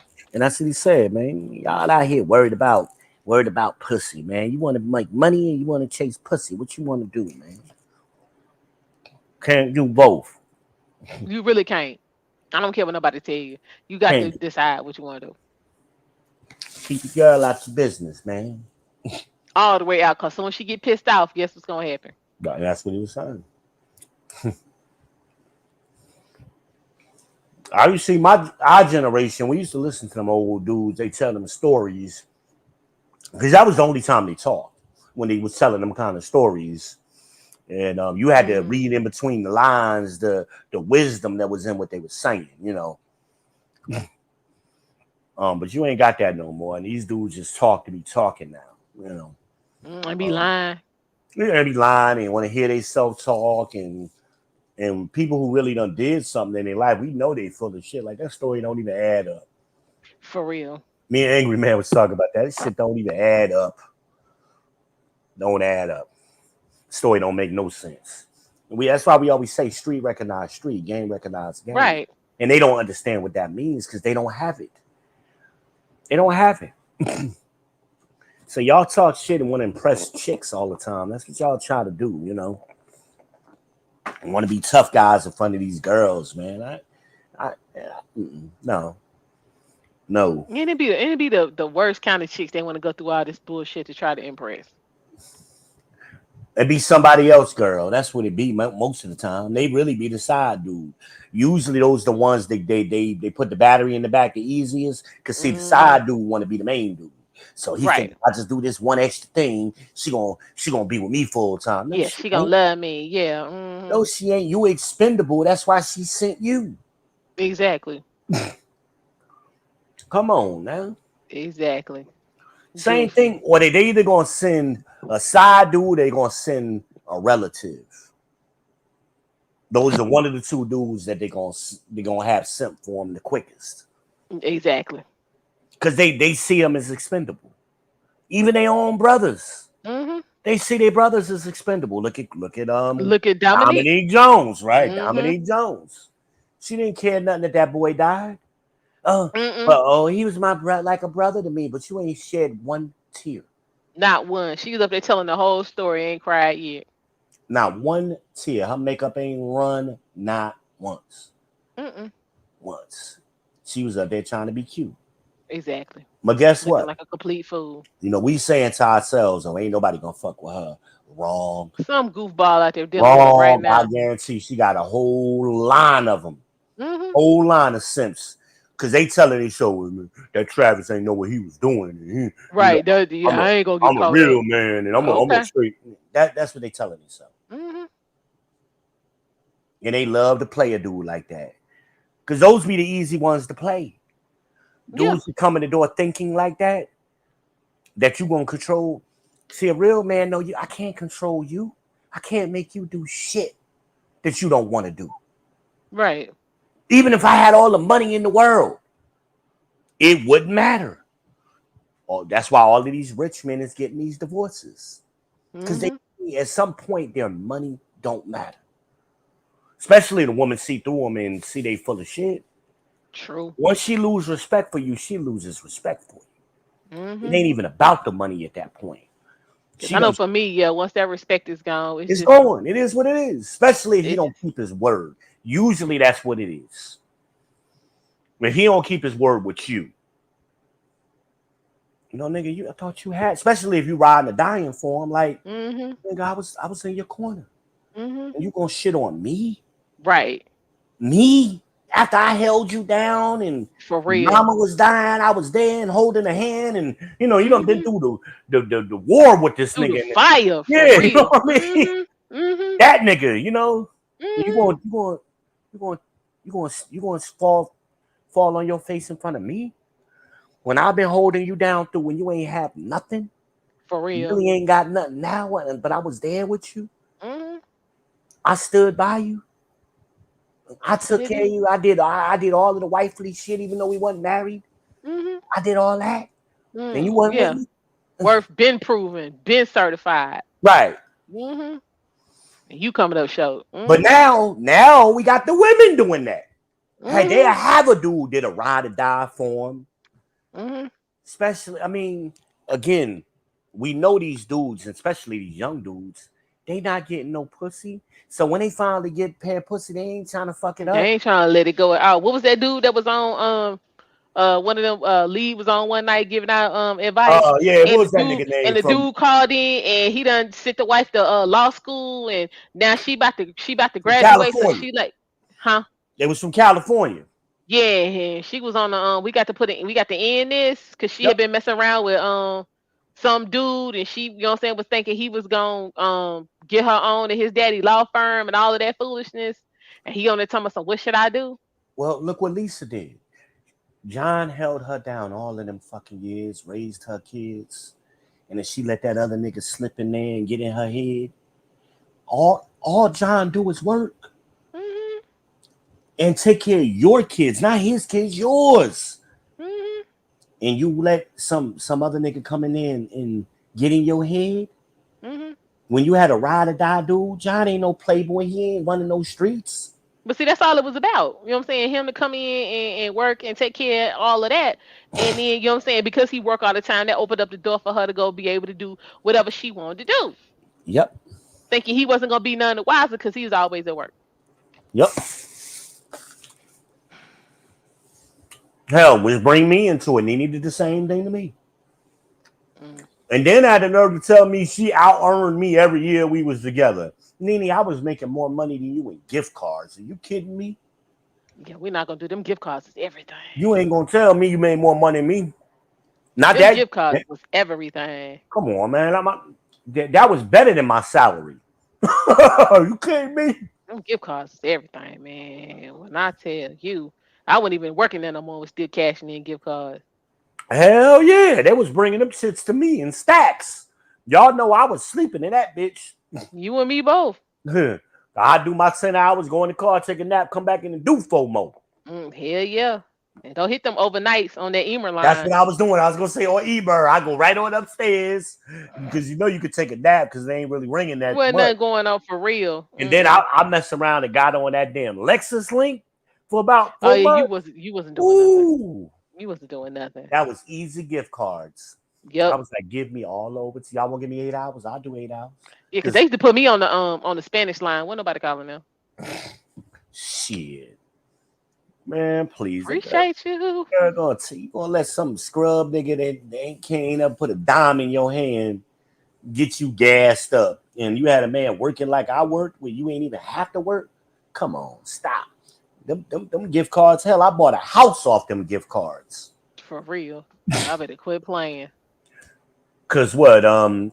Katrina we ran Katrina from September 06 damn near to the next year. September the next year. Yeah, we was weighing that out. When did I buy my house? The end of 2007. Money was good. Yep. And guess what? She wasn't working because she had stole the white girl pocketbook. Yeah, the pocketbook. Yeah, in the middle of it. So how you make more money than me when you ain't had no job? Come on, Tommy. We know you ain't got no job, Tommy. But that's that. But simp niggas will come behind and they'll believe all the lies these chicks tell them, and they won't just look with their own eyes. You think a woman stayed with a man for 20 years and had 4 kids and they wasn't having sex? I wasn't making no money. I wasn't rich, but I wasn't making no money. Come on, stop it.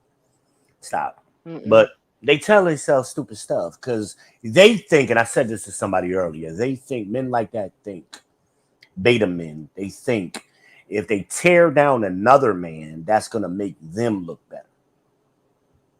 That's what they think. Me being horrible ain't got nothing to do with you. But in their mind, it does. So I'm going to talk shit about her husband or her boyfriend or her baby daddy, and she going to think higher of me. No, because you can't live up to the shit you're talking. Eventually, she's going to lose respect for you. She figured out. It happens every time. So guess what we seeing again? Kevin Costner's wife is trying to spin the block. What's the other one? Was it Peyton Manning? I know. Ashley got plenty good. Tom Brady's wife is trying to spin the block. Well, no, because she wanted to try to run that whole I ain't happy and you don't want to retire, so I'm gonna go ahead and leave. She did that shit like twice. And then when she broke out with that shit the last time, you know what I'm saying, that Leo kicked in on Tom because we don't play that. And he was like, you know what, bitch, let me call a lawyer for you because I'm tired of you with this. I'm gonna do what I do because I'm damn good at it, and you talking about some and you need to be able to take the kids to school. Bitch, if I wasn't working, that's your job. Take them damn kids to school. I'm the GOAT.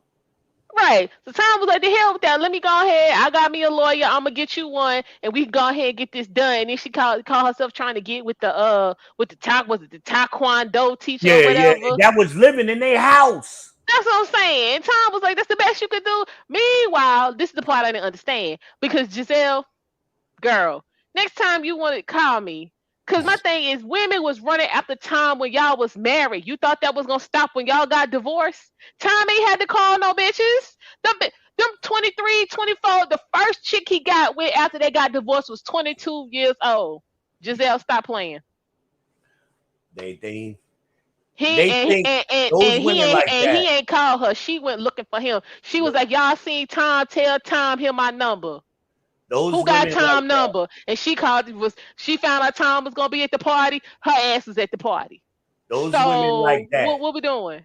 Stop Those women playing. like that. They think because their sexual marketplace value is going down, his must be too. Child, But them they women not was running after Tom while they realizing. was together. I don't know They not why. realizing the older he gets, the higher his value gets. I don't know why she thought that was gone. I was like, girl, you dumb. Especially a young girl, like hell yeah, I'm gonna go ahead and lock him down. We go ahead and get spit a baby out for him. My baby Thank gonna be you. taken care of for life. Thank you. I'm like, I ain't gotta do what? that much work because he an older man. I put his ass to sleep real quick, and I'm gonna be on Child, vacation while he. them chicks ain't ready for Tom. Tom been kicking. Tom been living his best life, and Giselle looking like a total and complete Yep, fool. they don't realize it. They don't realize it. Total They and complete that's fool. that men and women are equal shit. No, it's different. But was she the one out here screaming, talking about she was worth more than Tom? They always think that. They think they're the prize. I was like, so wait a They think minute. they're the prize. They really do. And I've seen women with nothing, think they're the prize. Nothing. Regular ass hood chick. Ain't never been to college. Ain't got no career path. Ain't never really worked nowhere. Living in the hood. Thinks she a superstar. I've seen it. Y'all go ahead with that, because all I'm saying is I've been too entertained, because I was like, yeah, Tom, he put that Leo on her. She ain't, because I was like, she gonna keep on, and he gonna call her bluff, because that's what we do. Well, Kevin said that this morning. I was watching the Holiday Smoke Show. Is the one I watched. I think I shared. Okay. That's the one I watched, and sure enough, he said that on the show. A lot of the things we're saying right now, he covered all on that one show with different people. He I'm used to, like, because y'all didn't listen to this man speak, man. I don't know what y'all was listening to. they was, first of all, they wasn't watching the full show. They was watching Clips. clips and Yeah. picking pieces out. Yeah. Like, so no, you're not versed in Kevin Samuels. Like, we versed. You know what I'm saying? We be in here and we watch it and then rewatch it and watch it again. Yeah, we Make having sure, we having conferences on that motherfucker. like, for real, for real. So I'm like, no, Yeah. we versed in it, and then you had a lot of people who was just watching it on YouTube. We was watching YouTube and Instagram. If Kevin was on, we was in it. No doubt. So, because the Instagram vibe was a little bit different from the YouTube vibe, but the Yeah. information was still the same. Yeah. You know what I'm saying? But then you Yeah. have people who, you know what I'm saying, was missing out because you want to watch the YouTube clips, like Yeah. They Instagram want to see wasn't whoop that showing trick. on. That's what they want. That's what they was looking for. Whoop that trick. Like, so then yeah.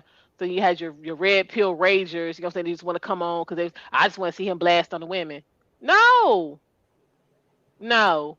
Me and Angry Man talked about that red pill. Like, no. And this, people think this is the problem in the manosphere, right?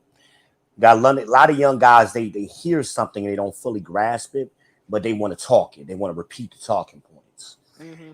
And I had to ask him about him being he named it. So I went to the source.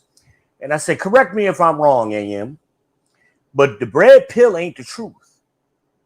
The red pill is just you expressing interest in getting to the truth. But you don't instantly get the truth because you took the pill. Okay. He's like, you're right.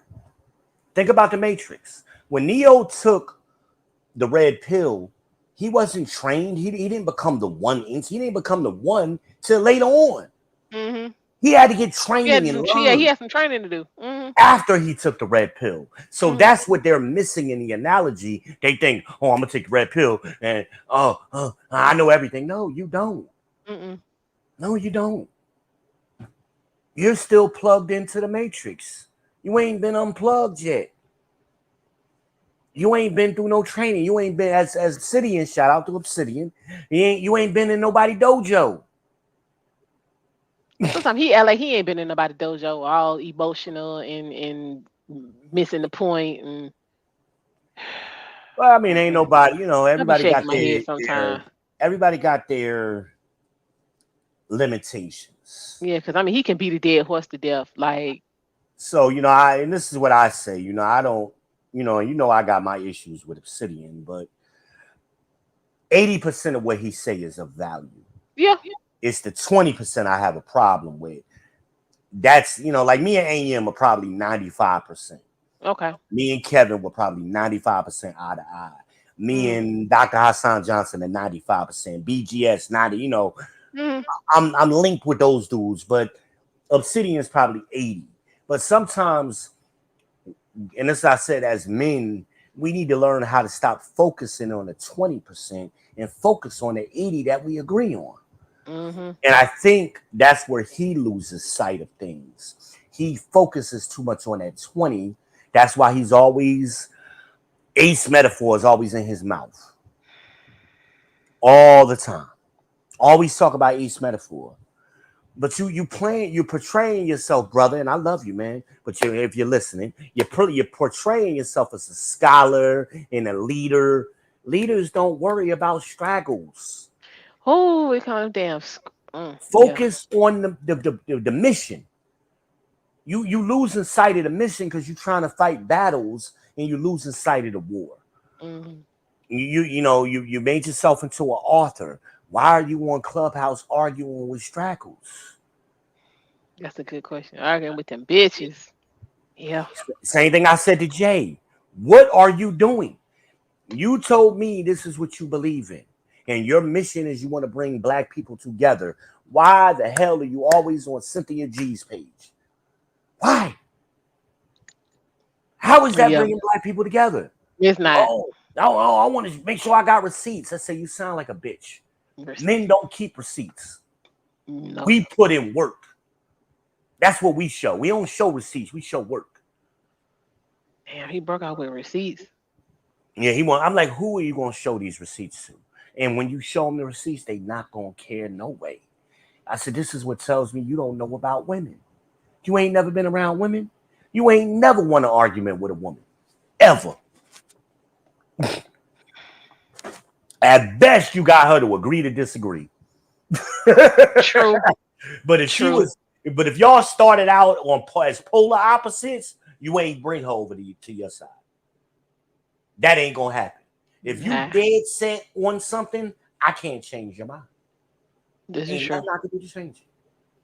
Nothing. I don't care what logic, facts, statistics. Nah, it ain't gonna happen.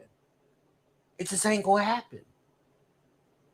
And that's most people. I ain't even gonna put that on women. That's most people. When you're dead set on a position, no amount of reasoning is gonna change your position.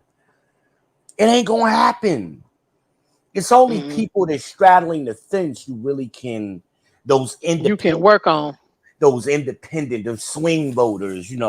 Those are the ones you might have a chance at.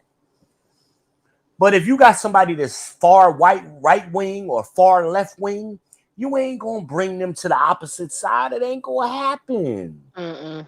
74 million people voted for Trump. Think about that shit. The difference in the election was the swing voters. It was a small percentage, very, very small percentage of people in a few cities that made Biden the president. He still had 74 million people with all that crazy shit going on. And he's leading in the polls right now. You're not going to change them people. You got to catch the people that's sitting on the fence. But that's what black people don't understand, especially with politics. That's why I use that analogy. We think we're going to argue somebody off the ledge. You ain't going to argue. Somebody is about to jump off a fucking roof. You can't argue with that person. Hell, you might make them jump. Ain't that the truth? That's more likely that's what you're going to do. If somebody is that far over, hanging on the cliff, you ain't bringing that person off the cliff by arguing with them. And you can't even logic and reason with them because that ain't logical what they about to do. Not at all. Hell, what do the Catholics believe? You jump off that roof, you jumping straight to hell. Facts. Do not pass go. You going straight to hell. Yeah, ain't nothing we can do for you. But And a lot of people that committed suicide, they knew that. They believed that shit. They were Catholics up there in New York, jumping off the stock market crash. And they go jump off the roof. Them niggas was Catholics and Jews, Jewish people. They reason didn't apply to them no more. A lifetime of reasoning did not matter to them people. Not at all. Not at all. Money is the root of all evil. The love of money is the root of all The evil. love of all evil. Please correct me. Thank you. The love of money is the root of all evil. And pride is the beginning of sin. All that shit. That's the truth. All that shit go together. That's the truth. All that shit go together. I'm trying to tell folks because I know how to have my battles with pride. I ain't even sit here and tell y'all no lie. Pride been a struggle, honey. That's Jay's problem. You know, he got that pride, and that's why he can't grow. He can't grow as a man. And I said that to somebody recently. I ain't gonna divulge who I was talking to, but they was having a problem with him. And I said, well, that's that pride. I said, unfortunately, young men have that. It's not really till you get 40 or 40 plus when you start getting that out of your system. And that's why, I remember 10 years ago when I was 36, I thought I ain't know shit. In hindsight, I didn't know shit. Looking back on that, my 36-year-old self couldn't tell me shit today. But this nigga ain't even 36. He like 32, 33. Oh, Lord. Those things he don't know. So that's I told the person, I said, talk to him when he's 40. Maybe he'll be ready by then. But it really ain't till you about 45, 40 plus when you start maturing, really.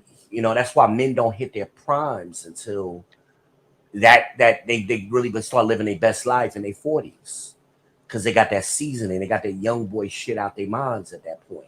They really can't be manipulated by pussy and foolishness as easy. See, at 30, you could still be manipulated.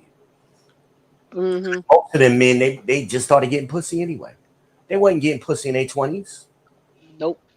They didn't start really, and they really ain't doing it in their 30s. Not today. Most dudes is virgins. You ain't never seen a woman at Jay house, and he on the internet every day. Damn. You ain't seen a woman walk through his house. But he on here trying to give women advice, But that's the manosphere right now. You got a lot of young guys like that don't have the experience. They front like they do, but they don't have no experience. And that's why they think, I'm gonna run over to another country and find a woman. No, you are the problem. Okay, see, I was gonna get into that. My other video that premiered earlier this evening, y'all. It talks about a little bit of passport bros gone wrong. Y'all make sure y'all check that out. And let me clarify before I'll do that video with you, but let me clarify my statement so I don't think, he against the passport bros. No, I'm not. I'm saying some of y'all dudes who trying to be passport bros ain't ready to be passport bros. That's what I'm saying. Passport bros was meant to be 40, 45, 50. Those were your original MGTOWs and passport bros. They had experience. They had some success in their life. These dudes ain't ready. Who was that? What was that young dude that went on leave that night and went down there to hustle them? Keanu, yeah. Keanu. Child, y'all. I'm gonna have to pull them receipts, and we're gonna talk about Keanu. I'm gonna do that tomorrow. I'm gonna pull all in his face, like we could tell you're socially awkward. You can't even look at the camera. You're shy. So this is who you are. So them women down there are like fucking predators. They smell that coming. They seen you coming a mile away. Yeah, he got worked over. He got worked. Did you see him the second time he came on? Yeah. He got worked over. So yeah, y'all. Again, you can't master it here. You can't master it over there, especially with a language barrier. And again, like I said, some of y'all not ready to be passport bros. You taking money out your 401k to go over to these countries for like 2 weeks. That's not a passport, bro. You visiting. The most unruly woman, I don't have no problem. Either I'm gonna deal with it or I ain't gonna deal with it. That's what it is for me. So she get the yapping, hey, I'm out. I ain't got no problems with these long-term problems these niggas be having, because see, they get with a chick like that and the chick be running his ass. She be running all over him until Well, he since we have, you know, saying they be single mama raised them son husbands. So you exactly. again, you taking a ride across the water. It's not erasing any of And the even if, trauma and bullshit that you've but been in over here. You're not gonna automatically, in the course of that plane going up in the air and coming back down, you have fixed all of your social deficiencies and awkwardness and inadequacies and all of that, to where now you can go step to these women who you can't communicate with and create this wonderful loving relationship. Again, watch my video that came out earlier tonight where I was talking about Riley and Gino from 90 Day Fiance before the 90 days, and y'all will see exactly what I'm talking about, because there was some perfect examples of some son husband, socially awkward, socially deficient, wanna be passport bro shit that went wrong. you forgetting the element of that. You know what the What? element we always leave out? What? These weak, lame dick niggas. Well, see, this to kick Let's it off. talk about it. Wait a minute. But see, I'm talking for my video. One dude ain't even had sex with this chick yet. That's my point. The other dude, That's my point. he got some ED issues going on, but I talk about that in the video. So like it's all over the place. But again, this is, you're saying, folks stepping out trying to do shit they don't know nothing about and have not prepared themselves, and they was having the same Exactly. problems over here in America that they're having over here in these countries with Exactly. the women, because the issue is them, not the women. So what happens is these lame dicks, I'm gonna call them, they run up, they see these girls are more sexually active than the boys. So they run up on a chick who might got 5 or 6 dudes in rotation. And then she fuck around and give him some pussy and find out he weak in bed because he a virgin. Nigga had 5 with, who said he had 5 stroke special. And she was disappointed and embarrassed his ass and told him about himself. Now he I'm gonna run overseas because these women I can't deal with. No, nigga, it's you. Right, and you go overseas with that bullshit if you want to. They're gonna make you pay. Cause you know I talk to the women, they talk to me. I hear some stories that women have told me about these dudes. Yep. Oh, you gonna sexually. pay. I done heard these sexual horror stories. I'm like, wow, really? That happened? Oh yeah, that nigga was scared of pussy. I'm like, what? I mean, but again, why again? Hell, you I'm about to say something you told me. I ain't gonna say it though. Hell yeah, I'm saying it. You told me a story about a nigga that was scared of pussy one night. I ain't gonna get into the name though. I ain't gonna say the name. All women got that story. It ain't even. I mean, all of y'all got that story. Y'all all tell me that story. Like, I was sexy. I have a little nightgown. I don't know, drawers. And that nigga got scared. I'm like, what? I remember the story you talk about now. You know what I'm talking about, right? All of y'all got that story. I've heard that 100 times since you told me that. Yeah, all of y'all got that story. Nigga, get your ass out so I can, you know what I'm saying, go to plan A. You was like plan C. Let me get on back over here. Yeah, nah, bye, bro. I've heard like, I mean, dude, she got the room. She done slid you the key. Like, you ain't know what you was coming back for. She invited you over to the house. She told you ain't nobody gonna be there. You ain't know what you was about to get into. You wasn't ready. You to the point where she's surprising you. You're caught off guard. Again, that's socially, that's because you socially deficient, and your interactions are so limited that it's like having your growth stunted. Like, yes, it's exactly like that. Like, you have to, and then that's why I'm not a big fan of homeschooling, because them be the worst ones. And it turns to anxiety, and then you start medicating them, and then it turns into grown motherfuckers who just can't function and got to take 35 different pills and got inhalers and be sweating and carrying on, all because you have not had the opportunity to go. Because and we're gonna have to wrap this up because I got to go to work in the morning. How many hours you done been on this? Yeah, rejection. I'm gonna say this one time for the people. Rejection is a part of life. When you out here asking for shit, I don't care what aspect it is. It could be a job. It could be a a loan. It could be a favor. It could be, you know what I'm saying, to borrow some sugar. Anytime you ask for something, somebody can tell you no. And just because they tell you no, that is not an excuse for, you know what I'm saying, for you to just, you know what I'm saying, shut down and the world is coming to an end and Yeah. you freaking out. Yeah. No is an answer. It's been an answer since God told Jesus. No. Okay? And No. usually no is just the first answer you're gonna get anyway. You usually got Thank to go through a no to get to the yes. Thank you. So my thing is, if you could go and ask the white man for all you want every day, and he tell your ass no, what the hell are you freaking out because you asked your man for something and he told you no, But we or talking you about asked your dudes. girl for something and she told you no? But we What talking is the about problem? Your mama situation. tell you no all the time. But we talking about a situation where the girl ain't even saying no. This is what I'm saying. She got it on a silver platter, legs wide open, like But see, come that's get that's it, not daddy. being able to pick up on social cues. Again, that's socially deficient. Hell, your eyes work, don't they? Like what is the problem, bro? I'm telling you, I done heard these and them same dudes. When they get around other dudes, they want to act like they macho man and beating their chest and Hell yeah, yeah. Because I've been in the barber shop. I done picked up folks from the barber. No, bro, stop telling these lies. Absolutely not. I just left. I just left from having lunch with her, and that is not the damn story she gave me. Don't tell these lies in here, bro.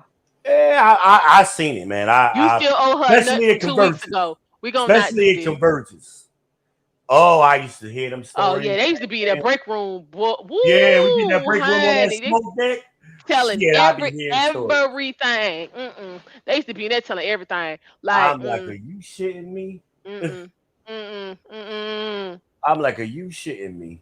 Like Child, and that it dude, Mr. Tough Guy over there, Mr. Macho Man. that two-stroke Him? special. Yeah, he got his little two strokes, his two-step and two strokes. And I said, well, damn, if you ain't got but 5 strokes, you better learn how to eat some pussy. Shit. Do something.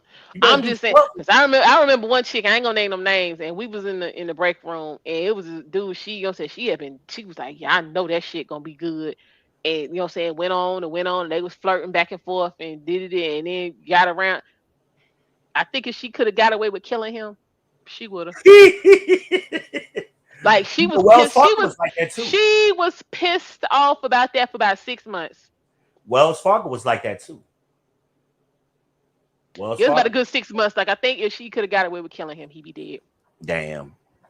I mean, like you ever seen somebody look at somebody and you just see like you could tell if they eyes could shoot fire, Yeah, the yeah, person would be burnt the hell up. It was yeah, one of them type of situations. And like one time, like I literally like she was about to get and like you're not supposed to be like I'm finna confront them. yeah. I was like, girl, don't do it. Don't do it.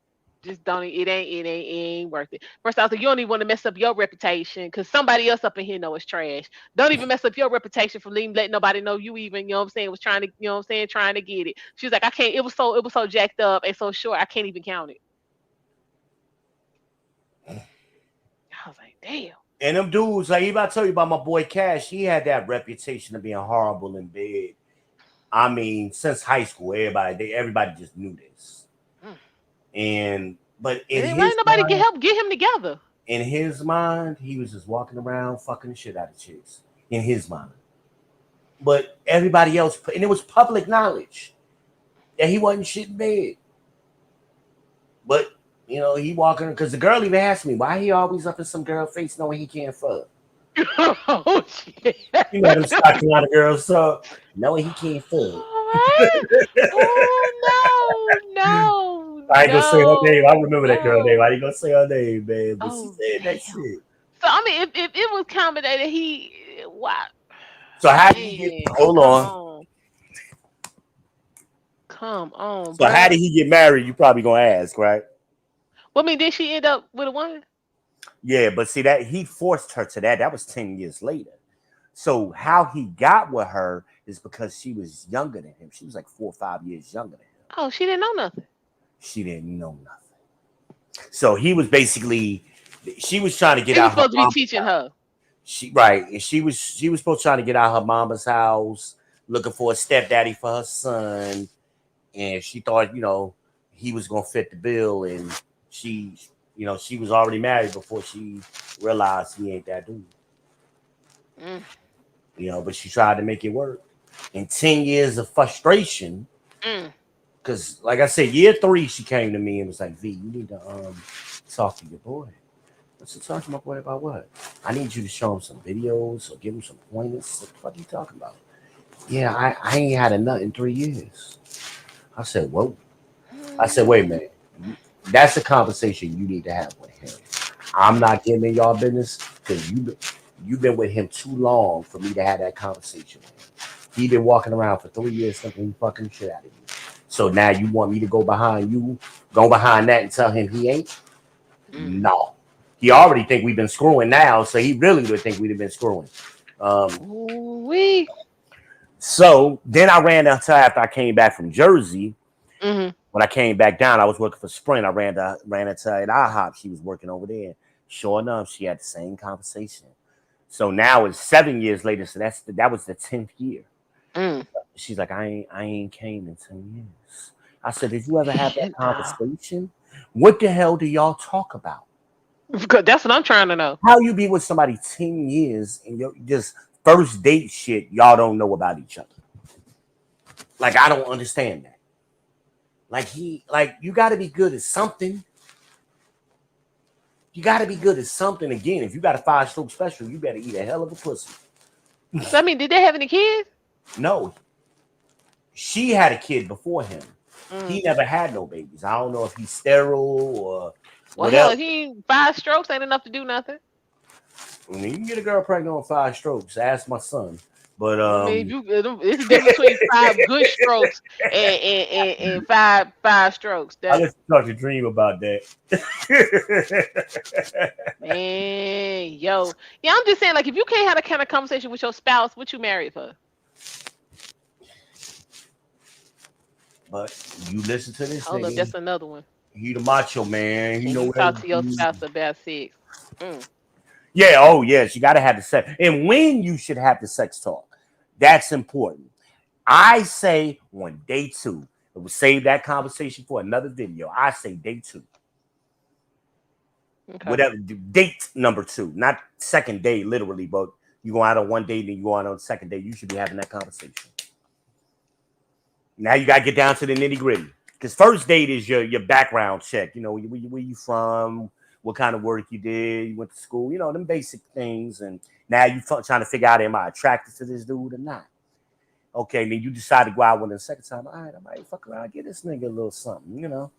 Now you need to be asking them questions. Well, are we sexually compatible? That should be what you need to, because he might be into some weird shit that you ain't into. Or, matter of fact, I don't know if I ever told you this story.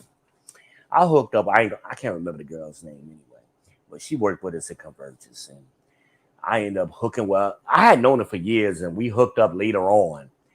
And we just happened to go out somewhere in, and I think it might have been a game or something I seen her at. I wasn't even working for Convergence, but I think I seen her at a game. And well, I seen that when I was coming out of the game downtown, and we bumped into each other and went and got a drink, and we kind of hit it off, and she invited me back to her house. So when I got to her house, most people, when they invite you to their house, they take you in the kitchen or a living room initially. She took me straight to her bedroom.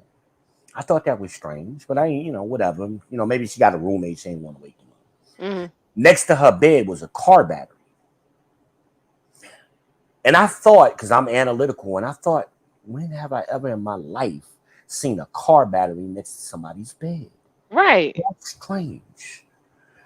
I've seen one in the kitchen, but I ain't never seen one in a bedroom. So come to find out, make a long story short, this girl was into electrocution sex. I had never even heard of it. I'm good with that one. That is a thing. That's a real thing. I didn't even know this shit. I thought I had heard of everything. Now, usually with people who are into electrocution sex, they start out with a flashlight battery, the big square flashlight battery. This bitch had graduated to a car battery. So they would hook the probes up to their clit, to their nipples, and they would, you know, it was basically like a vibrator. And she wanted to hook that shit up to me. Oh, no, baby. I draw the line. She scared the shit out of me. That's something you should have brought up to me all of them years way ago. Back that when. Came up way back when. You don't just spring that shit on somebody. You know, if you into some weird shit, or if you a dude who got ED, you know, whatever your situation is, you know, certain things I think you need to discuss with somebody. You can't spend 6 months with a chick and then spring on her, by the way, I got ED. Right. By the way, I got one testicle, or you know, Nah, fuck all of that. Look, yeah, make that known up front. you 'Cause can't that just way pull you your giving me dick. the option. Yeah, you can't pull your dick out one night and she noticed like something is missing. You ain't got but one ball. Like there needs to be a conversation there ahead of time. Cause then you could get past that, you know, like I like him. He ain't got but one ball, but he told me he's still functional, so it's all good. You know, Right. you can work through that. That ain't the end of the road. But you don't want to fall in love with a nigga and then find out there's a line you won't cross. Like this nigga into choking bitches and shit, you Yeah, know. like nah. I met a oh my God. I met a girl one time that was into being choked. And I've met women in the past who've been into being lightly choked. Let me tell you something. She kept saying harder and harder. I'm at a point, I'm choking the shit out of this bitch with all my strength. And it ain't phasing her. It didn't phase her one. I'm thinking, like, am I a punk? Matter of fact, the next morning, I went over to John's house. I said, John, let me squeeze your hand. I said, do I have normal man strength? He was like, yeah, you got a nice full grip. Not that man, girl. I said, let me tell you. I told John, let me tell you something, nigga. I said, let me tell you the story. I was choking this bitch last night, and she act like I wasn't even choking her. He said, you squeeze her as hard. I said, John, I was squeezing her hard as I could. I squeezed her with everything I had. He was like, she ain't budge. I said, not one. And she was a little chick. She was like Imagine size. That bitch had a neck that was from out of this world. There wasn't nothing I could do with that neck, boy. She was, boy, she had a Evander Holyfield neck. Her neck was strong, because I'm telling you. But if you into that kind of shit, you need to let somebody know in advance. Okay? Seriously, please do. Like, I wasn't doing nothing for her. Like, it was like a, you know, squeeze me harder. Are you serious right now? Like, it gets to that point. Like, are you serious? Are you serious? Like, I'm squeezing you as hard as I fucking can. Like, and I ain't no weak dude, you know. I was young then. How old was I? That was what, 2008? So what we talking about? 15 years? 15. Yeah, so what, I was 30? Yeah. I was 30 years old. I was good. I'm good. 30 years old. I had 30-year-old man strength. I don't want nothing around my damn. So yeah, if If it ain't jewelry, I don't hell stay the hell away. That, Yeah. you need to communicate, hey, I like to be choked. You know, or I don't eat pussy. Whatever it is you don't do. Because there's dudes, that was my boy Cash's problem. He didn't eat pussy. So he was he was just a waste of time sexually. Yep. He was as basic as it gets. So if you And he didn't never hit any chatter. Well, he would use money to get over on chicks. So, you know, that's why a lot of chicks would deal with him, because he would spend money or he would give them money. That's the truth of the matter. That's the truth of the matter. And they thought initially, oh, he a big old football player type looking dude. He a big dude, you know, 5'11", about 300 pounds, big dude, you know. Not he ain't a bad looking dude. Nice, you know, he's nice, decent looking dude, you know. So they would think, oh yeah, big old football. You know, some people, again, women always want them 6 foot dudes. They ain't always what they turned out to be. Women think, oh, all 6 foot men got big dicks. No, they don't. No, they don't. No, they don't. And you be highly disappointed. You be making assumptions. Y'all better read Superhead's book. What she say about Shaq? She did. Yeah, I read that book. Yeah, he was dominant on the court, but he wasn't dominant in that bedroom. He was too big. He spent all his time in the gym. He wasn't, just because you could play basketball don't mean you could fuck. That's the truth. But it is what it is, you know. But But yeah, man, I've been talking my ass off. I'm gonna let you wrap up your show. I How know, long? yeah, we at the 320 mark, Oh yeah, y'all. yeah. Yeah, Unless it's you just want to 320. do 10 more minutes to make it 3:30, it's up to you. I'll ride. Nah, cause it's almost 2 o'clock. Oh damn! Yeah, When did you start? At 11? 10 10? something. Yeah. Didn't realize that. Okay. Uh-huh. Yeah. Hell, it might be more than 3 hours because Oh yeah, that's you gotta 4 count hours. the first one because that was like Yeah, it because you was like stopped. 20, 30 something minutes. Yeah. Yeah, So trying yeah, to get right. Shit. yeah, Yeah. yeah. So Yeah, but it was a good we gonna show. yeah, It but was we a gonna good be show. back, y'all. You know what I'm saying? If And you look anything, good on y'all, camera. Congrats. You know, it's the first time I seen you on camera. So thank you. you look good. The little Make sure you blue watch my light. video. It premiered while we was on. What video? I Oh, you I did a I upload? yeah. Okay, Yeah, okay. it popped up. Yeah, premiered while we was on. So y'all, everybody watching Lady Lego Network, y'all make sure y'all take a look at that. Like I said, we're gonna explore this passport bro gone wrong topic more. Um, Yeah, I'll be here for that. yeah, We're BBN will be gonna do the back for sex that. talk. We're gonna do the Um, sex talk. I'll probably drop a couple more, videos tomorrow and Wednesday. Thursday we're gonna be on. If you want to come back on VBN, we're gonna do which is better, performance or looks. Oh yeah, I gotta be here for that one.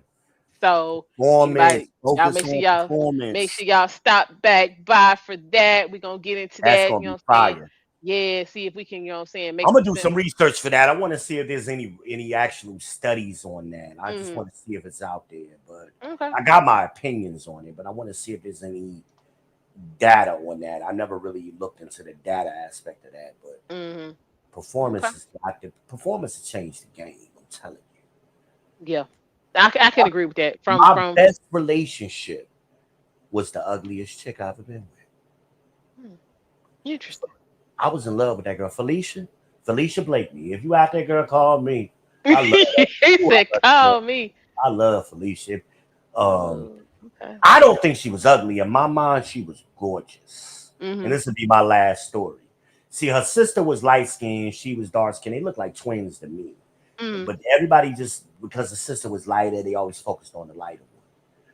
And she Yeah. wasn't even that light skinned. She was like Amberly's color. Okay. And Felicia was my color. But she Mm. just had the coolest personality and real person, just so down to earth, never had a disagreement. She was that ride or die chick, always looking out for my best interest. I remember one Okay. time I tried to take her out. I came home for college and I was gonna take her out. We was on our way to Charlotte. And she Mm. said, well, we got to Monroe. And she like, where we going? I was gonna take you out. She says, listen, baby, I don't want you wasting no money on me because you in school, you got books and shit to buy. Like all we gotta do is go on back to the your grandparents is going for the weekend, right? I say, yeah, let's go on back to the house, go get a bucket of chicken, go to the house. I just want to see you. Oh That wow. was the realest shit anybody ever had said to me. That's what's up. Love that girl. That girl was my man. She didn't take me seriously. Well, she didn't think I Mm. liked her. Because Okay. I ran into her years later. I went into her aunt. Mm. I was working at a door factory part-time. And her aunt was like, where you from? And I told her, and she's like, oh, you know my niece. And she named her sister. I said, Mm. yeah, I know your sister. I know her. I said, but I used to actually talk to your other niece. I used to talk to Felicia. She was like, stop lying. So she called her sister and asked her sister about it. I said, ask her. She probably remembers what my car looked like. I had the Mustang. Mm-hmm. So she asked her sister. She was like, yeah, that was a nice guy. He used to always come by here.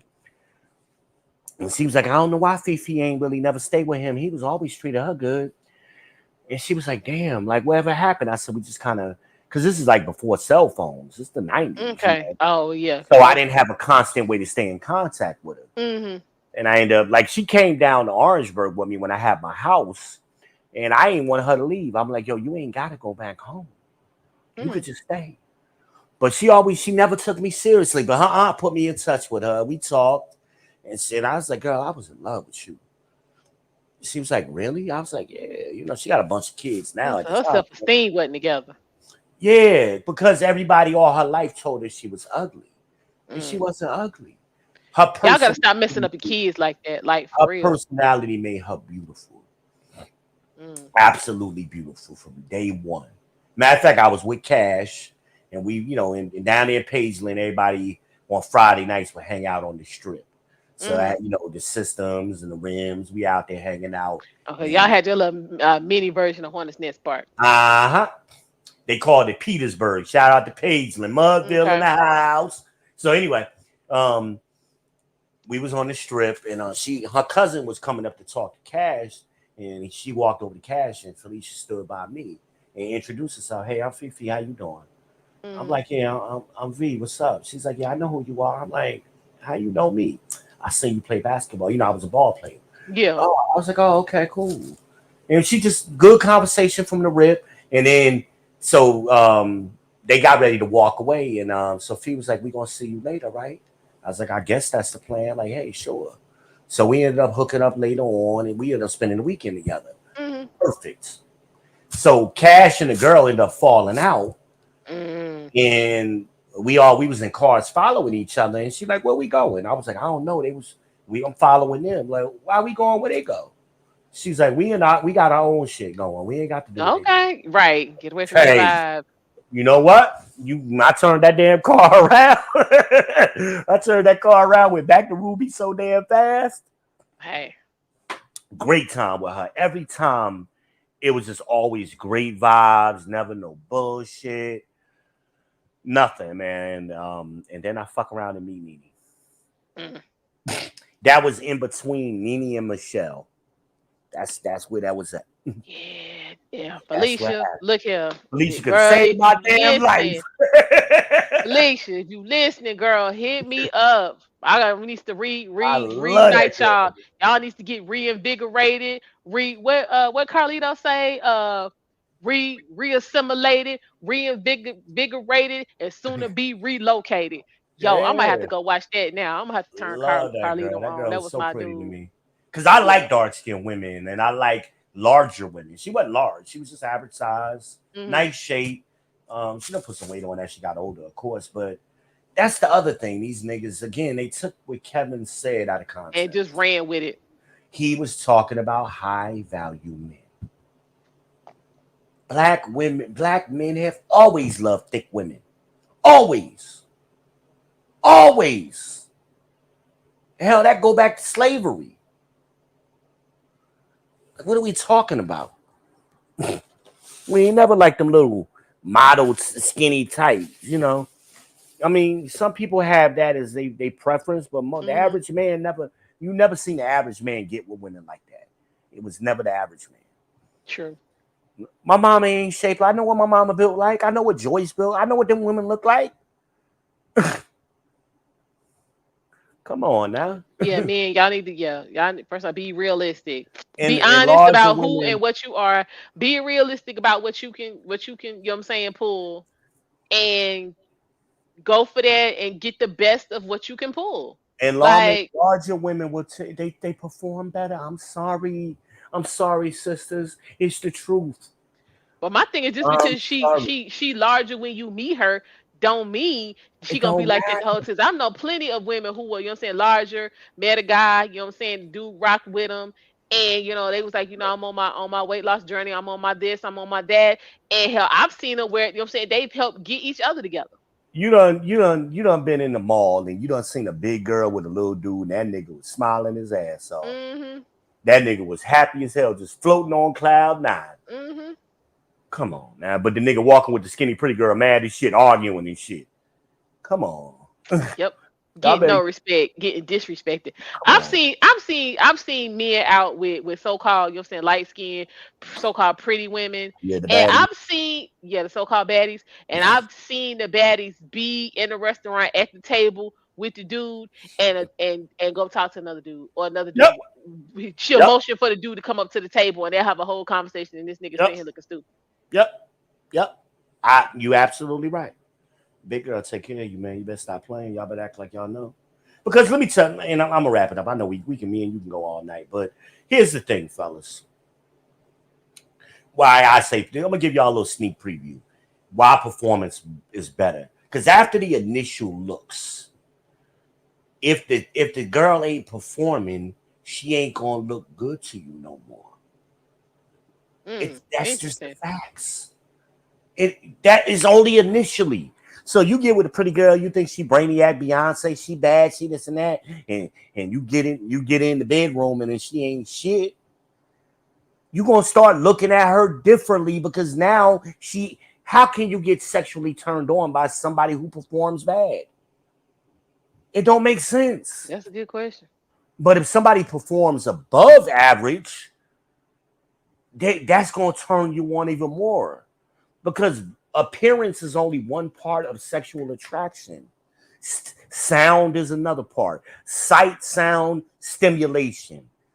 The three S's. You gotta you want to have a little bit of all of them.